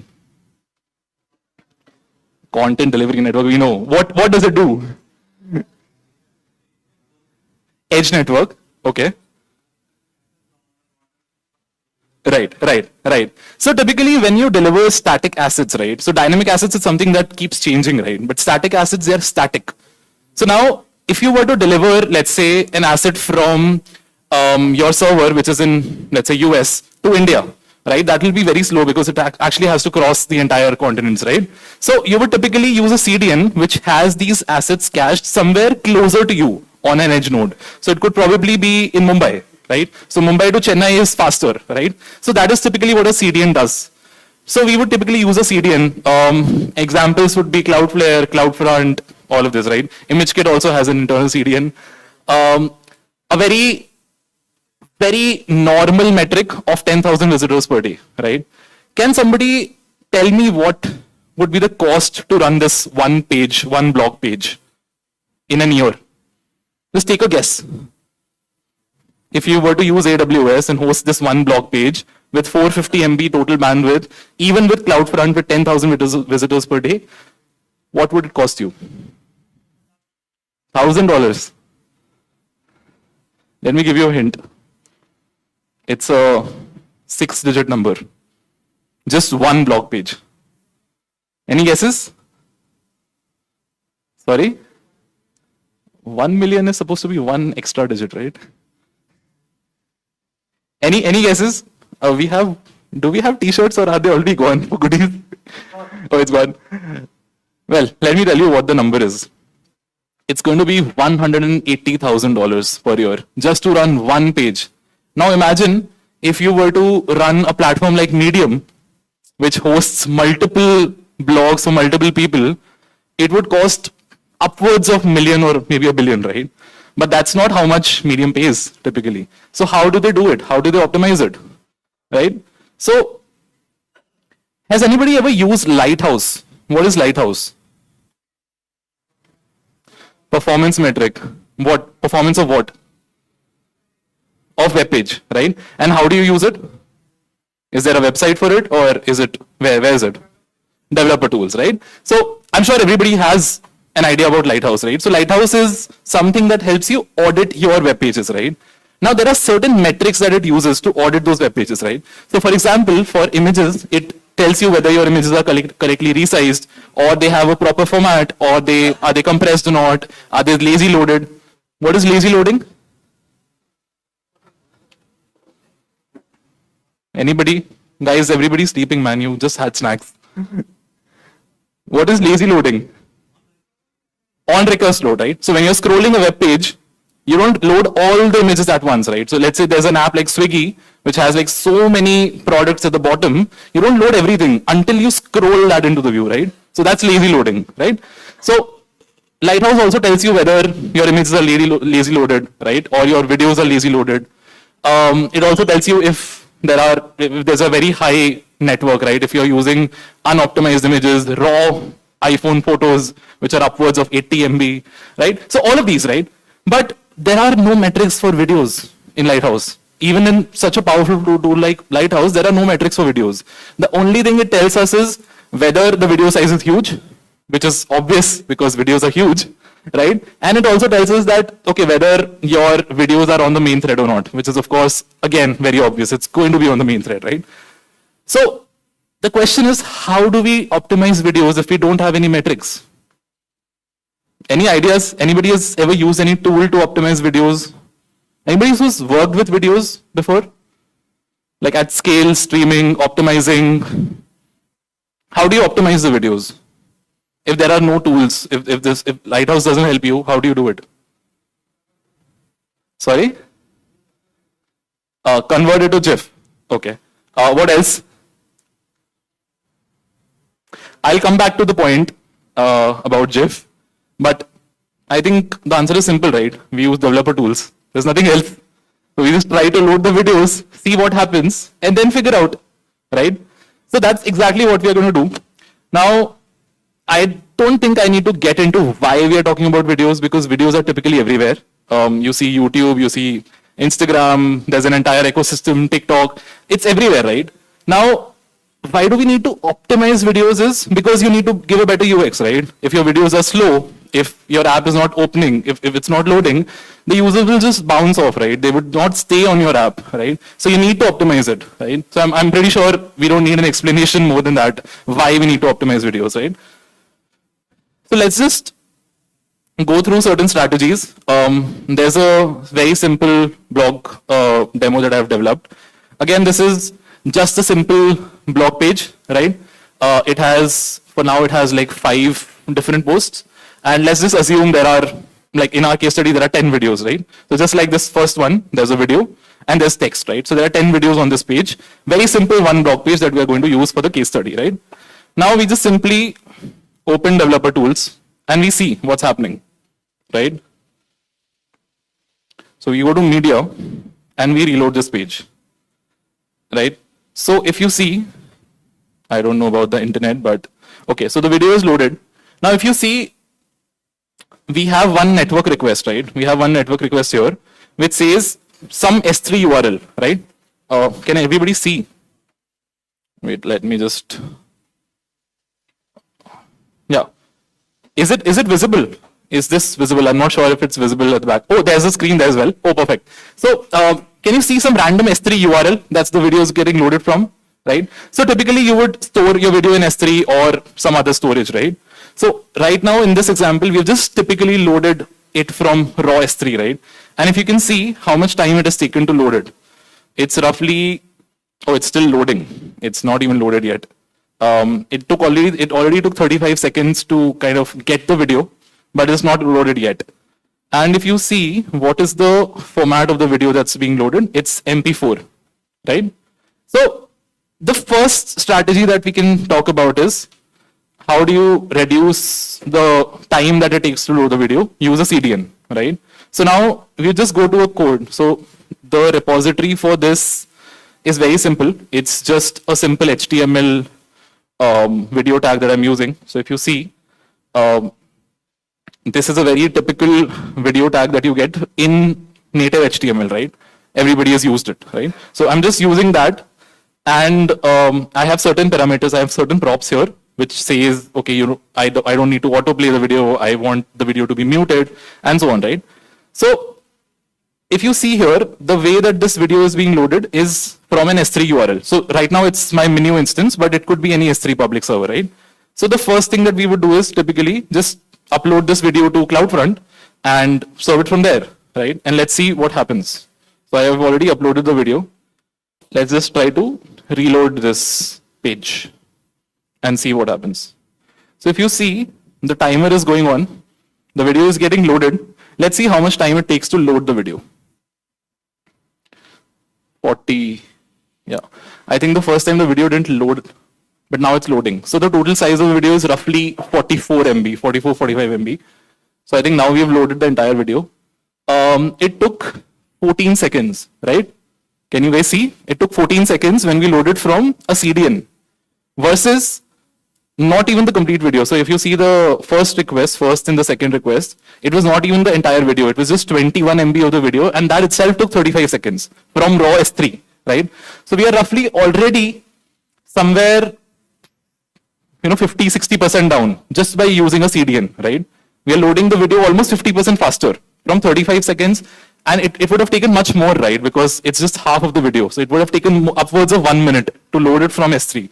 But just by using a CDN, we have already reduced it to 14 seconds, right? Now, that brings us to the second strategy, load lighter videos. Now, does anybody know what are the newer formats of videos?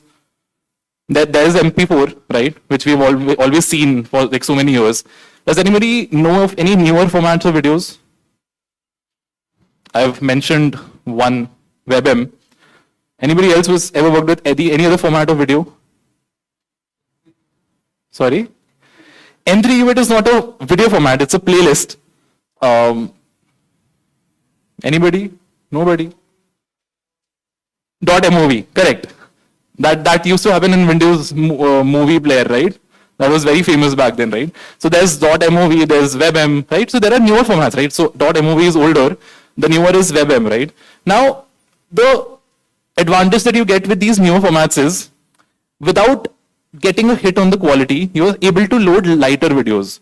So basically the codecs AV1 and VP9, they kind of encode your video, the same video, in a very lossless way, right? So it basically the size is less, but the quality is retained, right?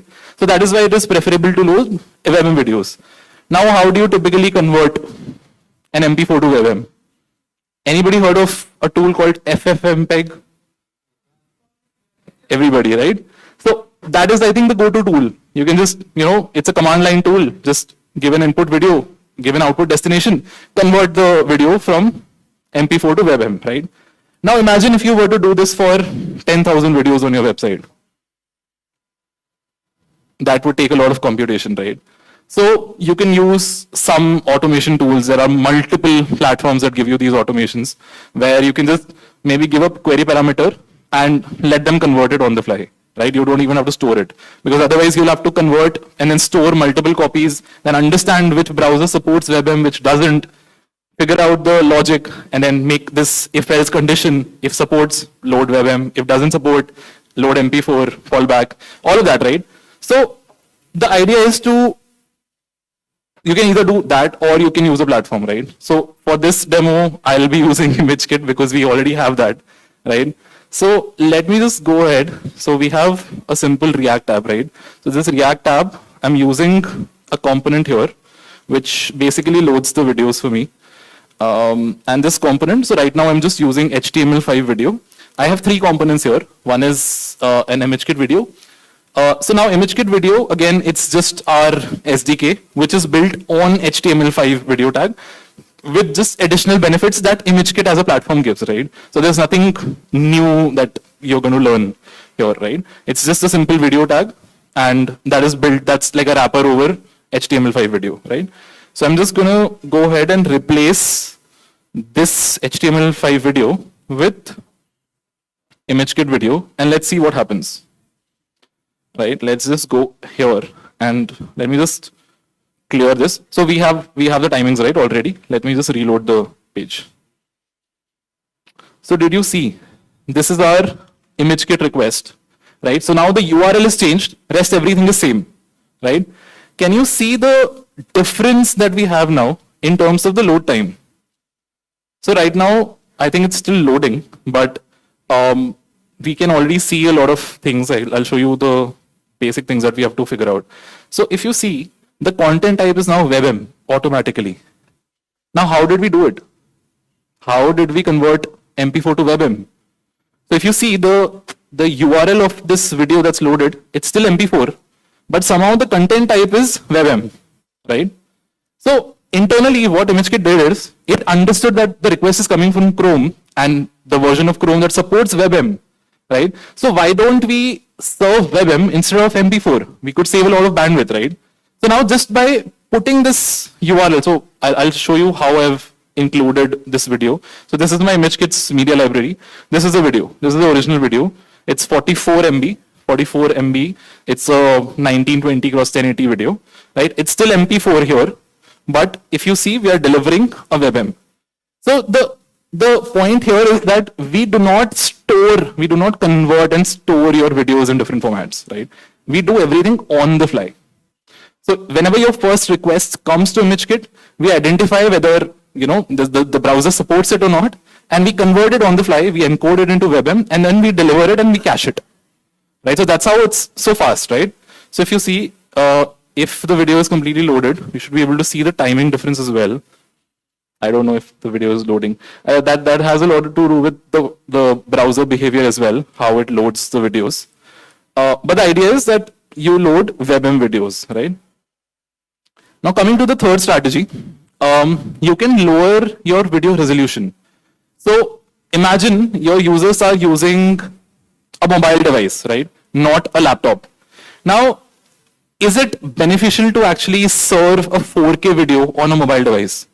Because your mobile would not be able to play 4K, right? It does not have so many pixels, right? The pixels are reduced on a mobile device, right? Or let's say we are on a projector, right? In this case, it might support 4K, but let's say a typical Vivo phone would not support 4K, right? So you can typically reduce your resolution on such devices, right? Now again, how would you do it? Typically, you would have to convert these videos into multiple resolutions and then store each of these resolutions. Then again, understand where the request is coming from, which device it is, does it support 4K or not, what is the highest resolution it supports, and deliver accordingly, right? So you typically have to do all of that, right? Now with ImageKit, again, I'll just show you an example of how we can do it. Again, it's not a pitch, it's just something you can use any other platform. There are multiple platforms that allow this. I think the recent Next.js builds also started providing such features where you can do URL-based transformations, right? And prop-based transformations. So you can typically use that. I am going to use ImageKit to show how we do it internally. So let's say I were to load a video which is not 1920 1080, but a 900 width video, right? Let me just refresh the page. Now, if you see, the URL just got changed. The URL just has one additional parameter called width 900. So instead of width 1920, I'm requesting ImageKit to give me a video with width 900, right? And that's very simple, right? Now, if I try to play this video here, do you see the screen is reduced, right? Even though my laptop actually supports 1080, I'll show you the original video as well, how it plays. So if you see, can you see the difference? This is a 1920 video, and this is a 900 width video, right? So the resolution is automatically lowered just by adding one query parameter, right? That's what ImageKit does for us, right? And with our SDKs, you can easily do it with the prop, right? So we are using just the width prop, right? So lower video resolution, that can actually help you save a lot of bandwidth. So if you see here, if you see when we are loading this entire video got loaded in 549 milliseconds. The same video, there is no difference in the video. The same video, 549 milliseconds, time reduced to 2 seconds. So we started from 1 minute plus, we came down to 14 seconds with a CDN, and now we are in the milliseconds range, right? We are roughly at 2 seconds, we will get further down, right? So that was how you can lower video resolution, right? Can you also remove the audio? So these video files, right, they consist of two things, right? One is a video track, one is an audio track. Now both occupy some space, right? So it's not just the video, it's not just the stream of bytes that the video content occupies, but it's also the audio. So let's say you were to use a background, like a video on a background where you don't need audio. Just remove the audio, right? So again, I can just say audio none, AC none. And let's see if ImageKit reduce, so the query parameter that went was AC none. Now if you see, this video typically does not have an audio. Now how do I confirm that this does not have an audio?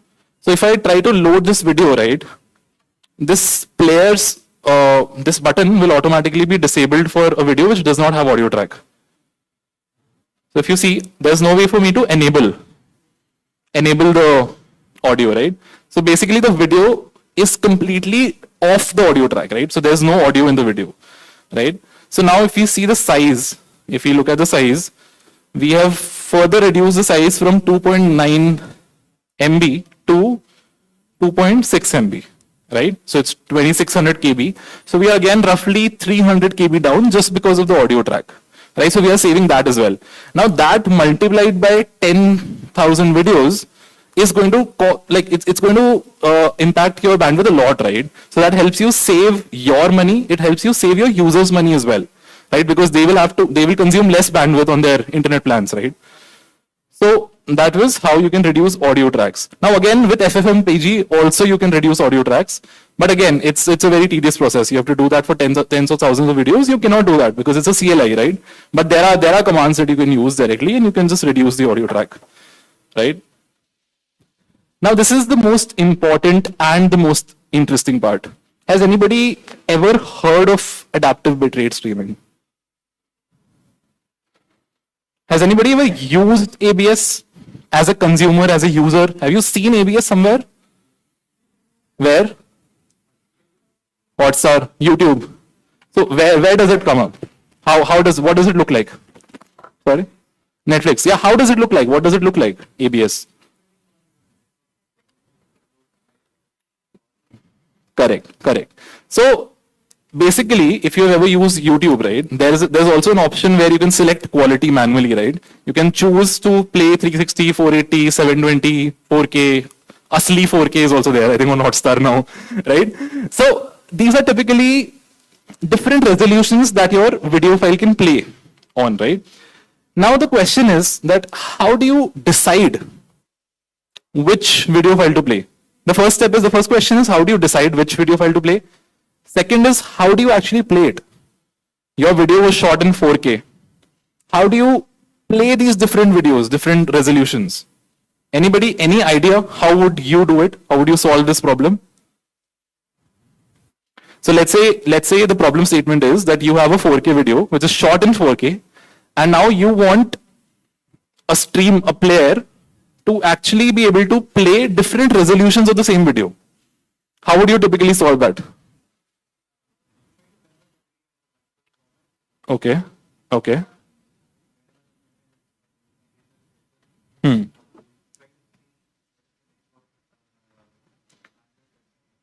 Right.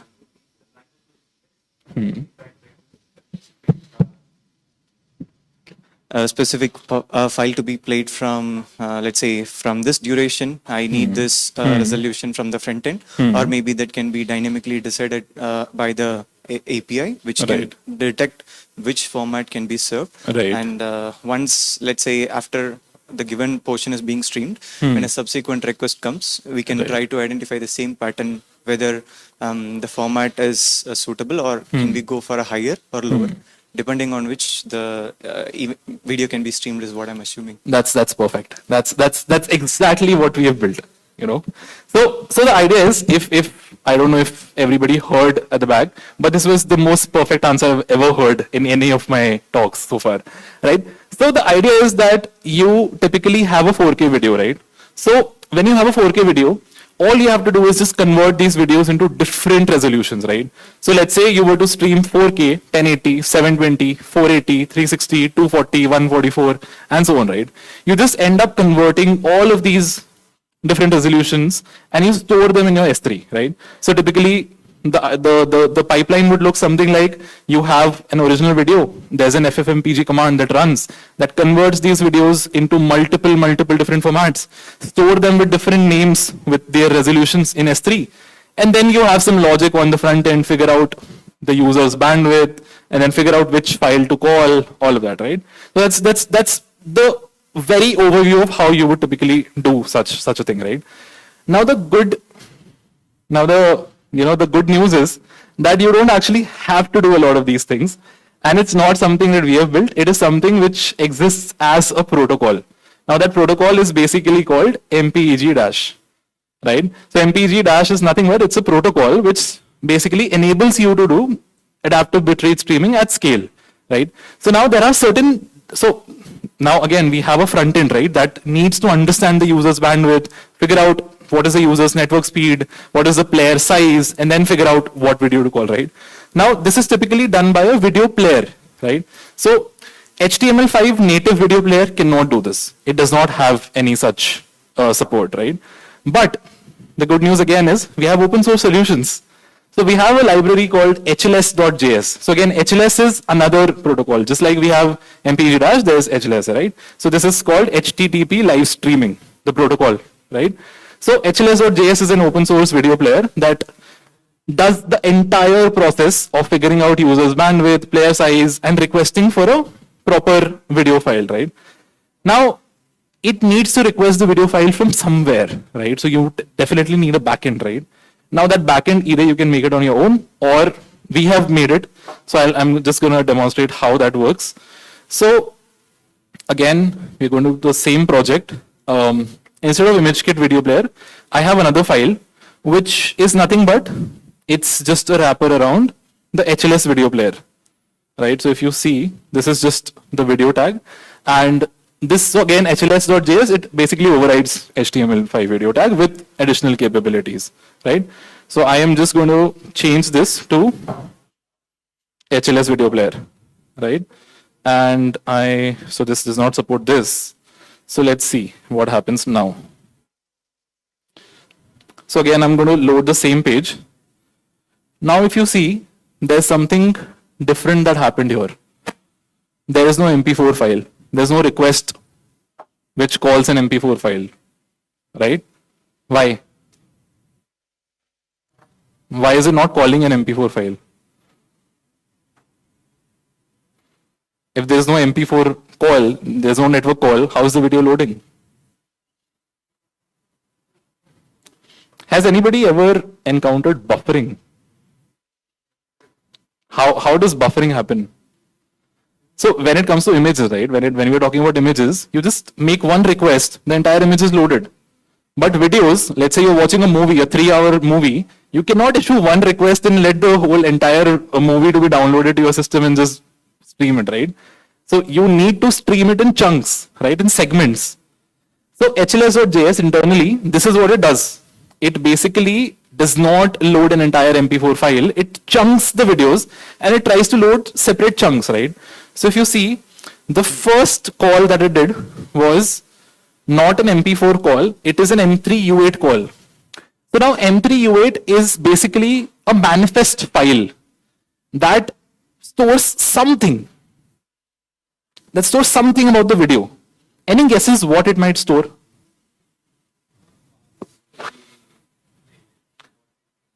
Parts to the playlist, right? So let's say you have a whole video, right? Now you were to chunk those videos into different segments. Let's say 0 to 2 seconds, one chunk, 2 seconds to 4 seconds, another chunk, right? And so on, right? You need something, right? Maybe a JSON or XML or something to store that, right? And then only the player can actually know what to call, right? So this M3U8 is a playlist that gets called as soon as you try to load the video, as soon as the player tries to load the video. Now, if you were to see what it looks like, I can show you what it looks like. Can everybody see this? Can you see this? So I'll just highlight and explain what these things are. So this basically tells you that for this network speed, for this bandwidth, load this resolution of the video file. Now where to load it from? Load it from this manifest. Now why is it not just an MP4 link? Why is it again an M3U8?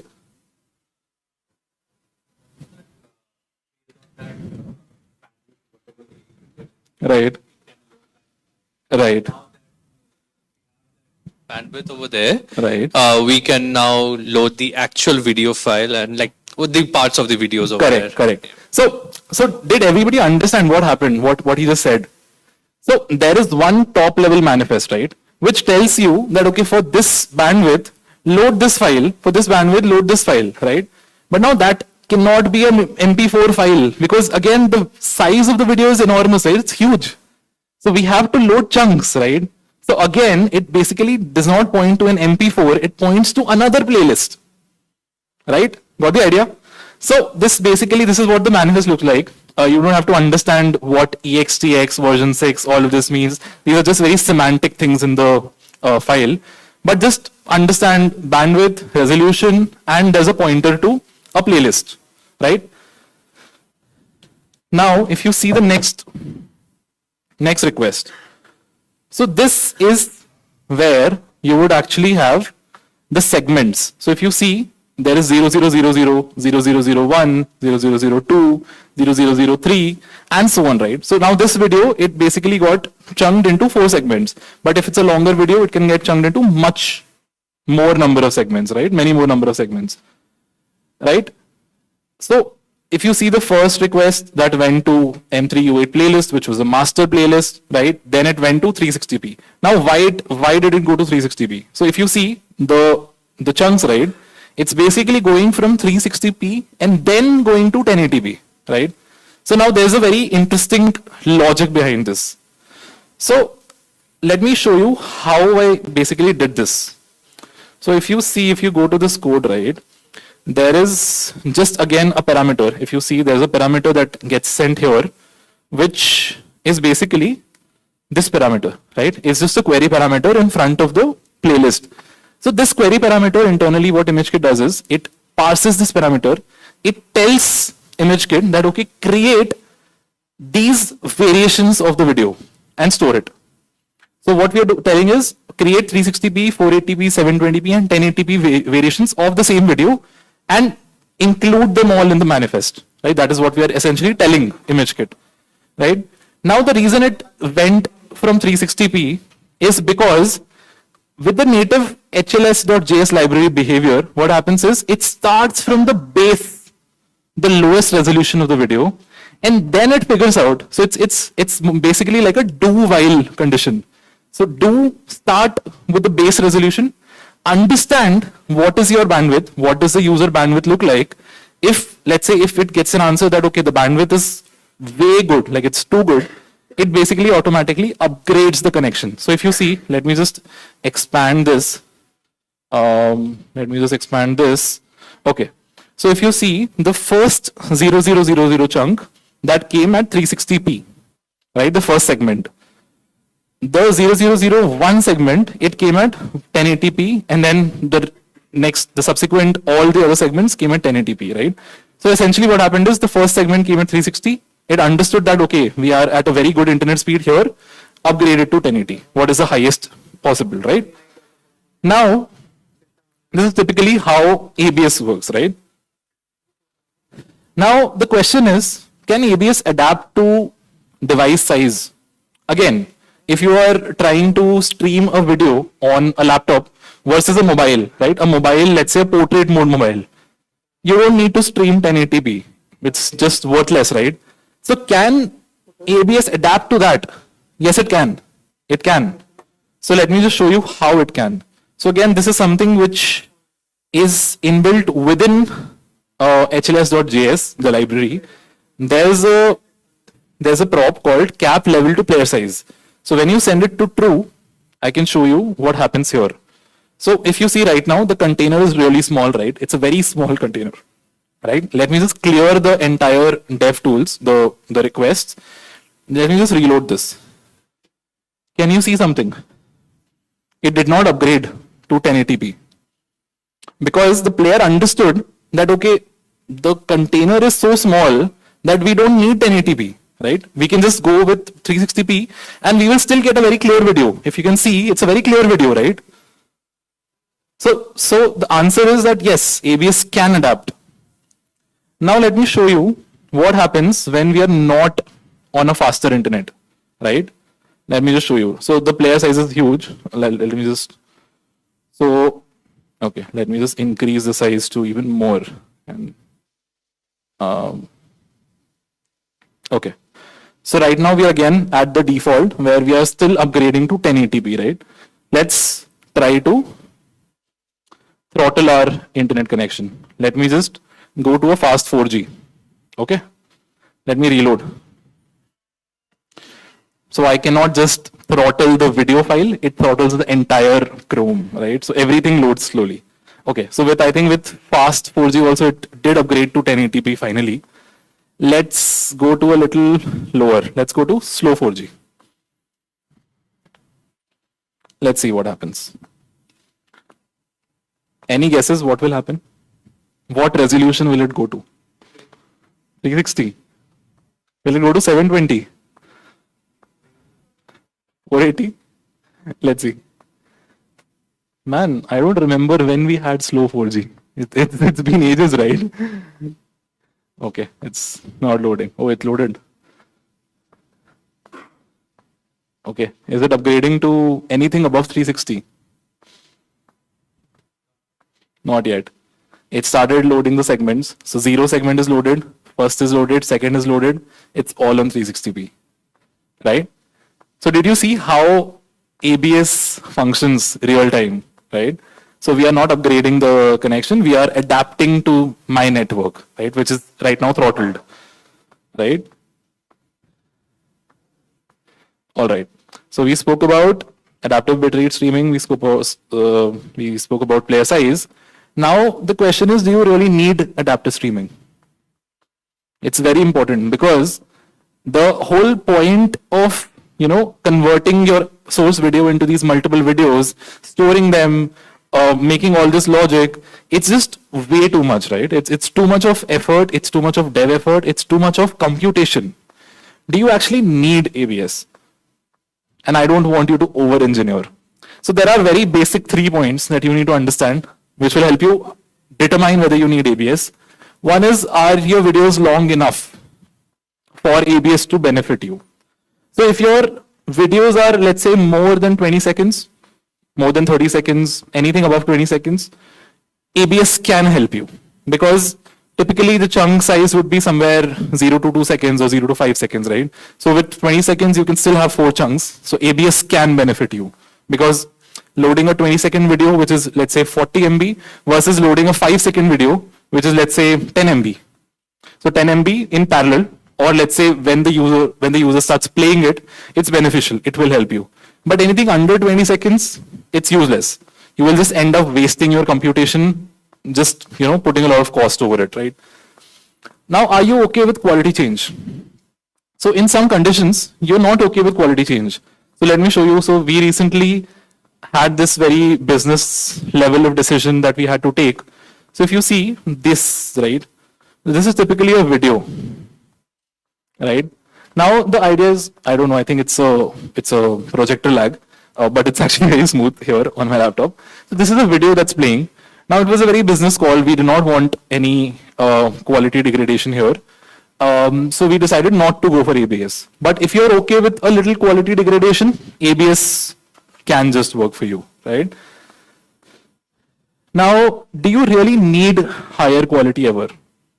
Let's say your videos are always on a background. Let's say you have a very crazy landing page. There's this video which is just playing in the background. You have a lot of hero sections and testimonials and all of it over it. Do you really need a high quality video? Because people are not going to be able to see it, right? Or let's say you have a filter screen over the video, like a blur screen over the video, or let's say a dark contrast. Then it does not make sense to, invest in ABS, right? So these are the 3 points that you need to understand before deciding whether you want ABS. Now there are certain other things that you can do just to make sure your user experience is better with videos. So always disable autoplay. Because it is a very bad experience. Imagine you are just opening up a website and suddenly there is this video that starts playing with very huge audio, like very large, like, very higher volume of audio. It's just very bad user experience, right? Imagine if that would happen to you sometime, like some random video starts playing, you're with your family, it's just very bad, right? So never autoplay videos. If you want to autoplay videos, always make sure it's muted. So now this is something which you do not have to do, essentially. This is a browser standard. So if you ever get into a position where you have autoplay true and muted, you have not set muted, your video will not play. That's a browser standard. It restricts it. It is like a convention established that if you're using autoplay, you have to set muted as true, right? So very essential point. You can also control preload. So the idea with preload is that it basically tells you how many chunks of data, how many segments of videos you want to preload when the user kind of opens your website, right? So you can control that using the preload parameter. So I think I can show you that as well. Do we have time? Are we short on time? 5-10 minutes, yeah. Okay. So if you see, right, there's this parameter called preload, right? So I can just set this as preload false, and then my segments will not load unless the user clicks play on the player, right? So essentially it helps you save a lot of bandwidth as well. Let's say the user never wanted to play a video. Why do you even want to start loading the segments, right? So you can use that. You can use the preload parameter to control that behavior, right? So by default, the first chunk, the 0000 chunk will always be loaded if you don't set this parameter. So you can just control that, right? Again, very important, lazy load videos. Again, what was lazy loading? Don't load videos unless the user scrolls onto the video, right? So let's say in this case, if I had this, let's say if I had this page, if I'm not scrolling till here, this video won't load. That's preloading. See, if we have a lot of videos, even this is a video, this is probably a video, this is a video. So we are not loading them until the user scrolls them into the view, right? Oh, what happened?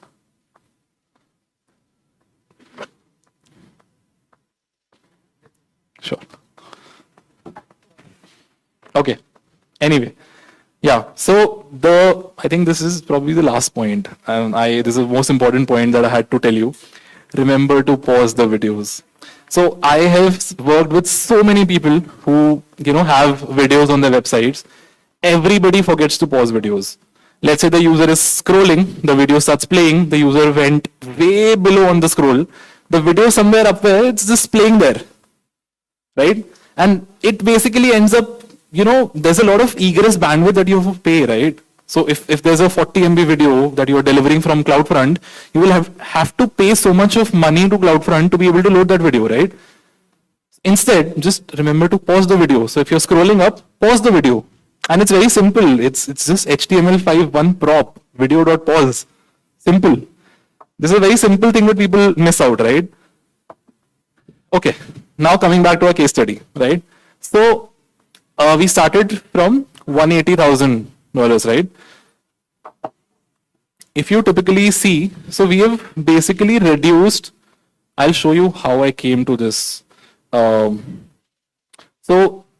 did you see where we started from? So we started from loading a 44 MB video, and at last we were just loading 5 MB per video, right? Because we were loading chunks, we were loading segments, right? So we basically reduced 45 MB to 5 MB. So which is roughly for 10 videos, we have reduced it from 450 MB to 50 MB, right? Now that itself is a huge saving. So you're roughly at $15,000. It's almost 92% of savings, right? So that is basically the case study that we have. So we have basically reduced the costing from $1,000 or $100,000 to 15,000. I'll show you how this came. It's a very interesting thing that I did with Perplexity. Let me see if I still have that calculation. Just a second. Again, I am an advocate of AI, so I ask AI to use, do all these calculations. Where is it? Don't look at my history. There's no search right here. There's no search. I don't know, man. I think should be somewhere here. There's no search. I hate Perplexity, man. Why is it? Sorry? Oh, there is here. Okay. Let's see.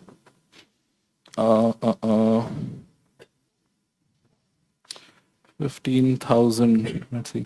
Okay. Nothing. $15,000. Nothing. Wow. Anyway, I will figure this out. But I had this very huge calculation of how I got to these numbers and understood how much costing is. So we basically did a similar experiment here. That is how we understood that you can actually reduce it so much. I don't know if I will be able to find it. Video cost. Let's see. Yeah, I don't think we are going to get it. But anyway, I think that was what I had for today. And the summary is that, we have certain strategies: use a CDN, compress videos, use modern formats like WebM, use modern codecs to encode your videos, resize videos, adaptive streaming, wait for user interaction. Always remember to, if you're using autoplay, make sure your videos are muted. Control preloading, lazy load. Always remember to pause videos when they go out of scroll, right? So that was a summary for today. And I think that will be the end of my time with you. We had a demo, but I don't think we have time, so that's fine. But I think I gave the similar demo with images in the last time I was here. So I had a similar demo. But anyway, I think that's it from my side. Thank you so much for listening to me. Thank you so much for coming to React Chennai on a Saturday. And I will see you again soon. Thank you so much for coming from Bangalore. So any doubts? Oh yeah, I am open for questions. We have 5 minutes. I'm open for questions. Anyone, any doubts? Okay, so we'll go ahead with the felicitation. But before that, the last two talks probably I did not have time to completely listen to it. Yeah. But this one I did have some time because I did not add any extra screens or something like that. Right. I totally enjoyed. The main reason being this was something new to me. The only ABS that I knew of, just like others, I just knew anti-lock braking system. Yeah. Correct, right? ABS. Yeah. That was the only ABS that I knew of. But this was something that I learned today and I really loved it. I'm so glad. And I will be around. So if you have any questions around optimizing images, videos, streaming, anything that you want to understand about how ABS works, I have worked very, in depth with ABS over the last 3 years at ImageKit. So I can help you with all of those things here. Sorry? He wants the GitHub link. Oh yeah, I will share the GitHub link. Wait, or you can just go to ImageKit. I think it's called developer. Yeah, so this is the repo. Probably like we'll also send this link. Yeah, I think we'll send the link. Yeah, like we'll be sending all of you an email. So you'll be getting this GitHub link also in the email along with the feedback. So yeah. Any more questions? Any more doubts? Okay, so it's time for felicitation. Let's give a big round of applause and let's invite Surya onto the stage. Will I just remove the mic? You're most welcome. I'm so glad to be here again for the second time. Thank you. Thank you so much. I really loved it. Most welcome. Okay, so I just thought before we wind up, we'll have a very small activity. Generally, we do have a fun activity in all our meetups, but this time, due to some issues, we were not able to have it. So what I thought was I just have a bunch of questions. Okay, so what I'll do is I'll just pick a random number. Okay, so how it works is every row here. So how many rows do we have? 1, 2, 3, 4, 5, 6, 7, 8. So there are 8 rows, 8 columns, and we have n number of rows. Okay, so I'll just tell the column name and the row name, and whichever person is over there, what we'll do is I'll ask a question. If he or she knows, he could answer it. Otherwise, others could answer. Okay, so can we play? All good? Okay, let's go. So. Okay, so can anyone tell a random number, a random column number and a row number? Okay, just shout. Anyone? Okay, so I'll do it. So let's start from the back. So row 5 and column 3. So it starts from this side, column 1, 2, 3. So 1, 2, 3, 4, 5. You row. Okay. 3, 1, 2, 3. It's okay, chill. It's not going to be difficult, okay? So, what do you think is the full form for ABS? What? ABS. ABS. Adaptive bitrate streaming. Okay, let's go with the next number. Okay, so row 9 and column 6. So this was 5, right? 6, 7, 8, 9. 1, 2, 3, 4, 5. Oh, I said 6, I'm sorry. I have a bad memory. Okay? So I have the notes here, so I'll also help you. Okay? So you apply. So will you apply ABS for a video which is less than 20 seconds? No. Yeah, correct. That's nice. Half of you might be thinking, what is this guy having notes in his hand and asking us all the questions though? But yeah. Okay, so the next question. Okay, I'll have to tell the roll number in the column. So this was 9, right? So let's go to 12. 12, 1. This was 9, right? 10, 11, 12, 1 is holiday. Okay. So let's go with 14, 4.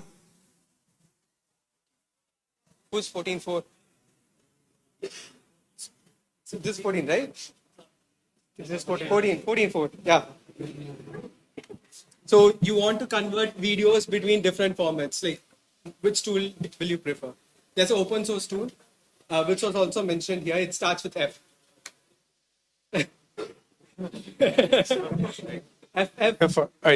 FF, M, peg. Yeah, it's FFmpeg. Okay. What else do we have? Okay. So I said 14.5, right? Let's go with 17.6. 15, 16, 17. 1, 2, 3, 4, 5, 6. HLS full form. That's HTTP. Hypertext transfer protocol. No. I asked for HLS. It's HTTP live Stream. streaming. So, okay, don't have any more questions. Wait. Okay, so this was like 17, right? Okay, so let's go with 19, 19.3. 18, 19. 1, 2, 3. Okay, nice. Okay. 1 second. Okay, so when autoplay is true, that is like one parameter that should be off. So what is that parameter? When autoplay is true, that should be one parameter which should be off, and like that's a browser compulsion. Yeah, that's a sound. Yeah. So, that's nice. Okay, it's done. It's done. It was fun for me, but I don't think so. It was fun for a lot of people. Okay, so let's go to the resume. Okay, before that, we have something planned. Thanks. Screen share.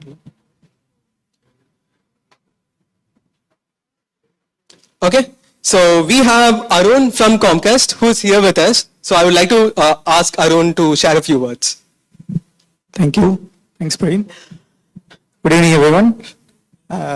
Just following the trend, I also wanted to start with the Tirukural, right? That's been the trend so far. So, Sevik unavagiya kelvi arive illada podu vaitrukkum sirthi iyappadum, right? So, I hope you all are satisfied with your hunger for knowledge, and you have gained fantastic presenters. We had all four did a good job.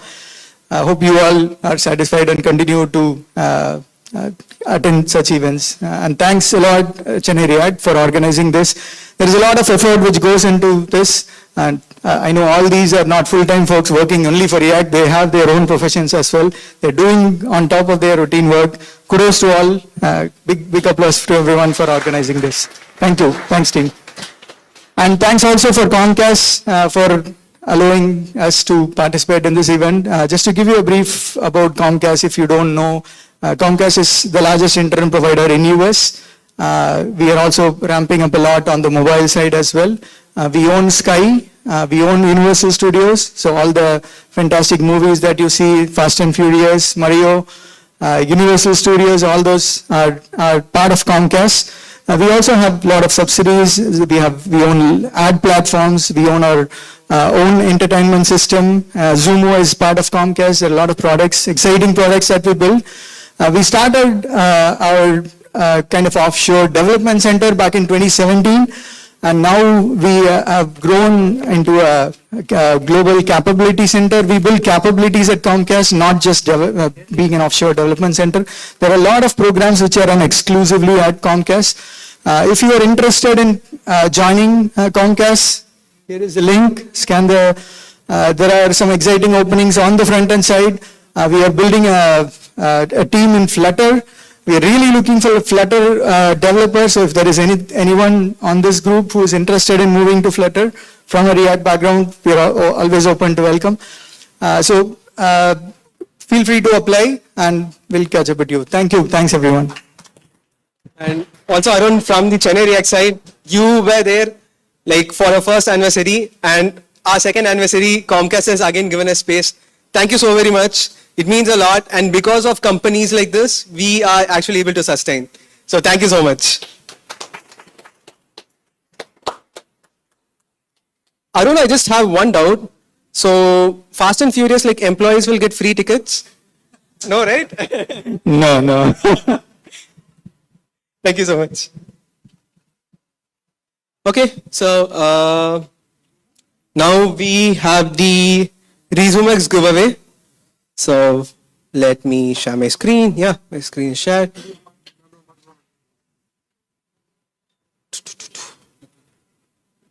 Nitin bro. Okay.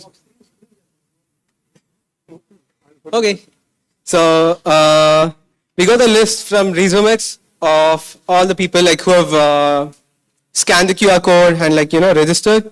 So let's go. We have 2 earpods, so we'll be drawing it twice.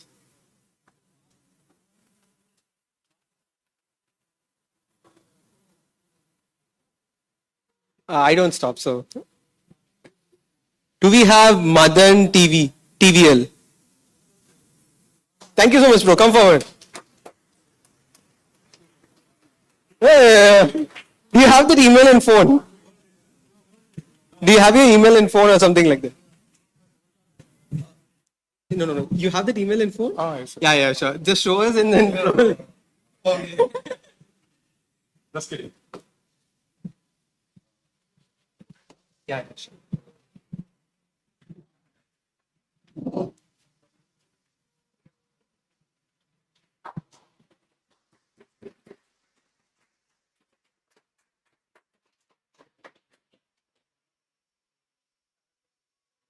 Okay, let's go for the second draw.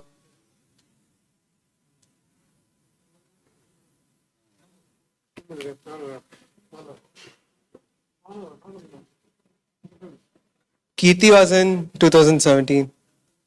Yeah.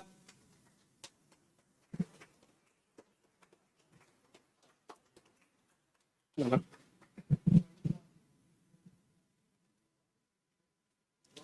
Screenshot.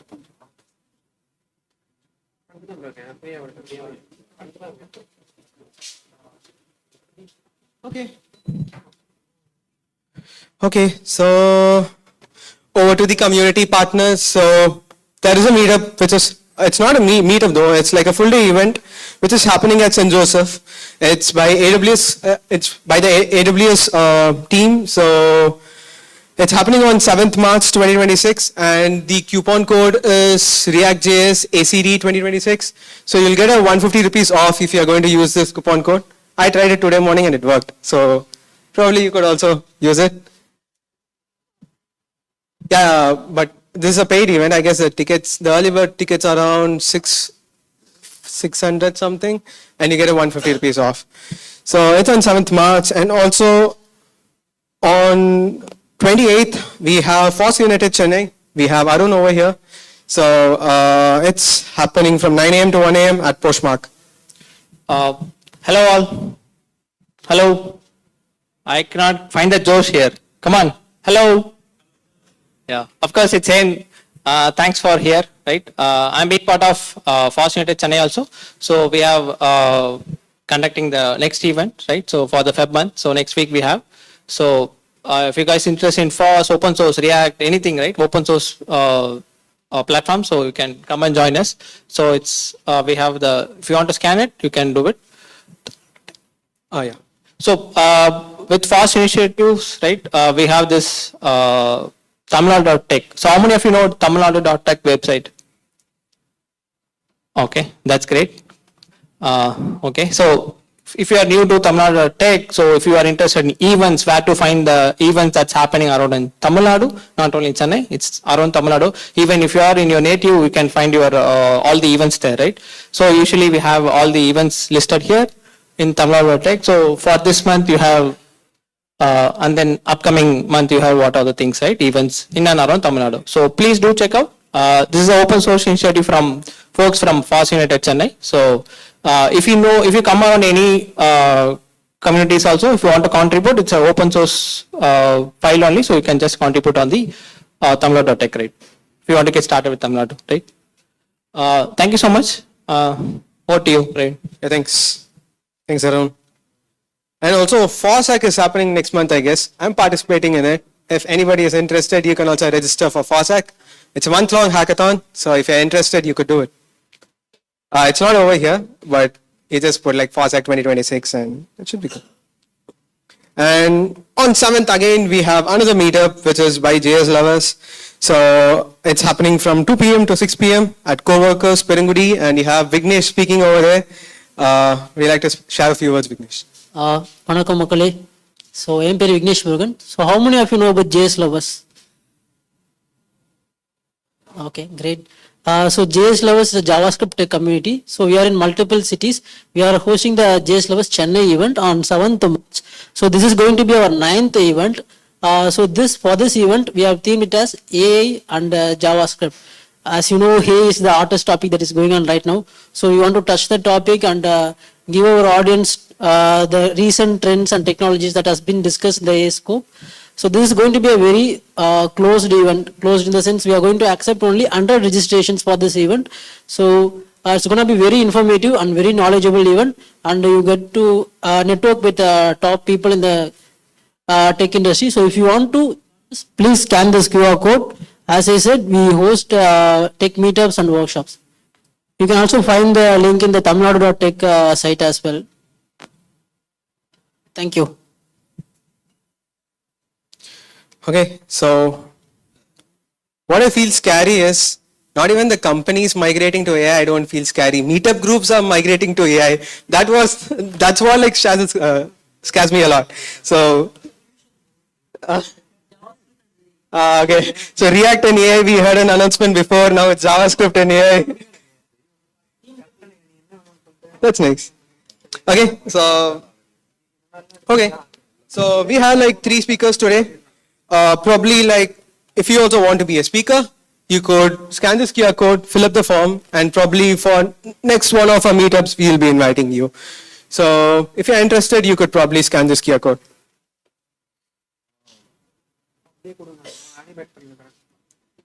All good. Okay, call for sponsors. We had 3 beautiful sponsors today. And it's because of sponsors we survive, and it's because of sponsors we all have gathered here today. So, if you know anybody who could sponsor Chennai React, please get them on board. Like we could explain to them like what benefits they'll be getting. We could also give them the brochure. But if you know anybody who could sponsor Chennai React, please do let us know. The volunteers will be here. We'll also be active in LinkedIn. So yeah. So also, so every single time you actually fill this feedback form, we make sure that we go through it. So please do fill this feedback form. So that is the only way that we know, okay, so we are doing these areas correct, and probably there are areas that we'll have to improve. So everybody, please make sure that you take your phones out, scan this QR code, and fill this feedback form. We take it pretty seriously. So yeah. And also all these links you will be getting in your email. So if you have missed it here, then probably even in your email, like you could scan and get things done.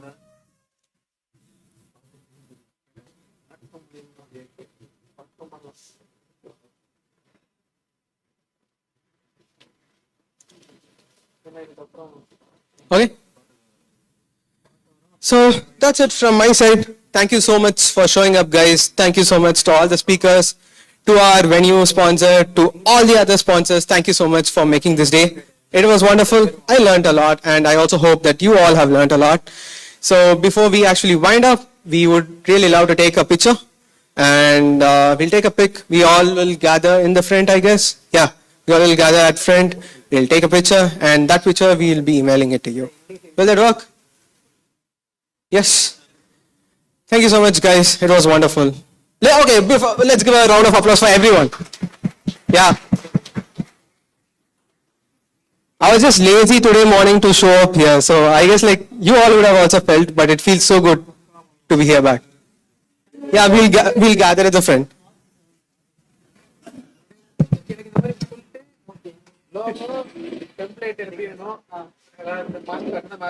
லேப்டாப்ல எடுத்துட்டுமா அந்த TV கூட connect ஆயிருக்க லேப்டாப்ல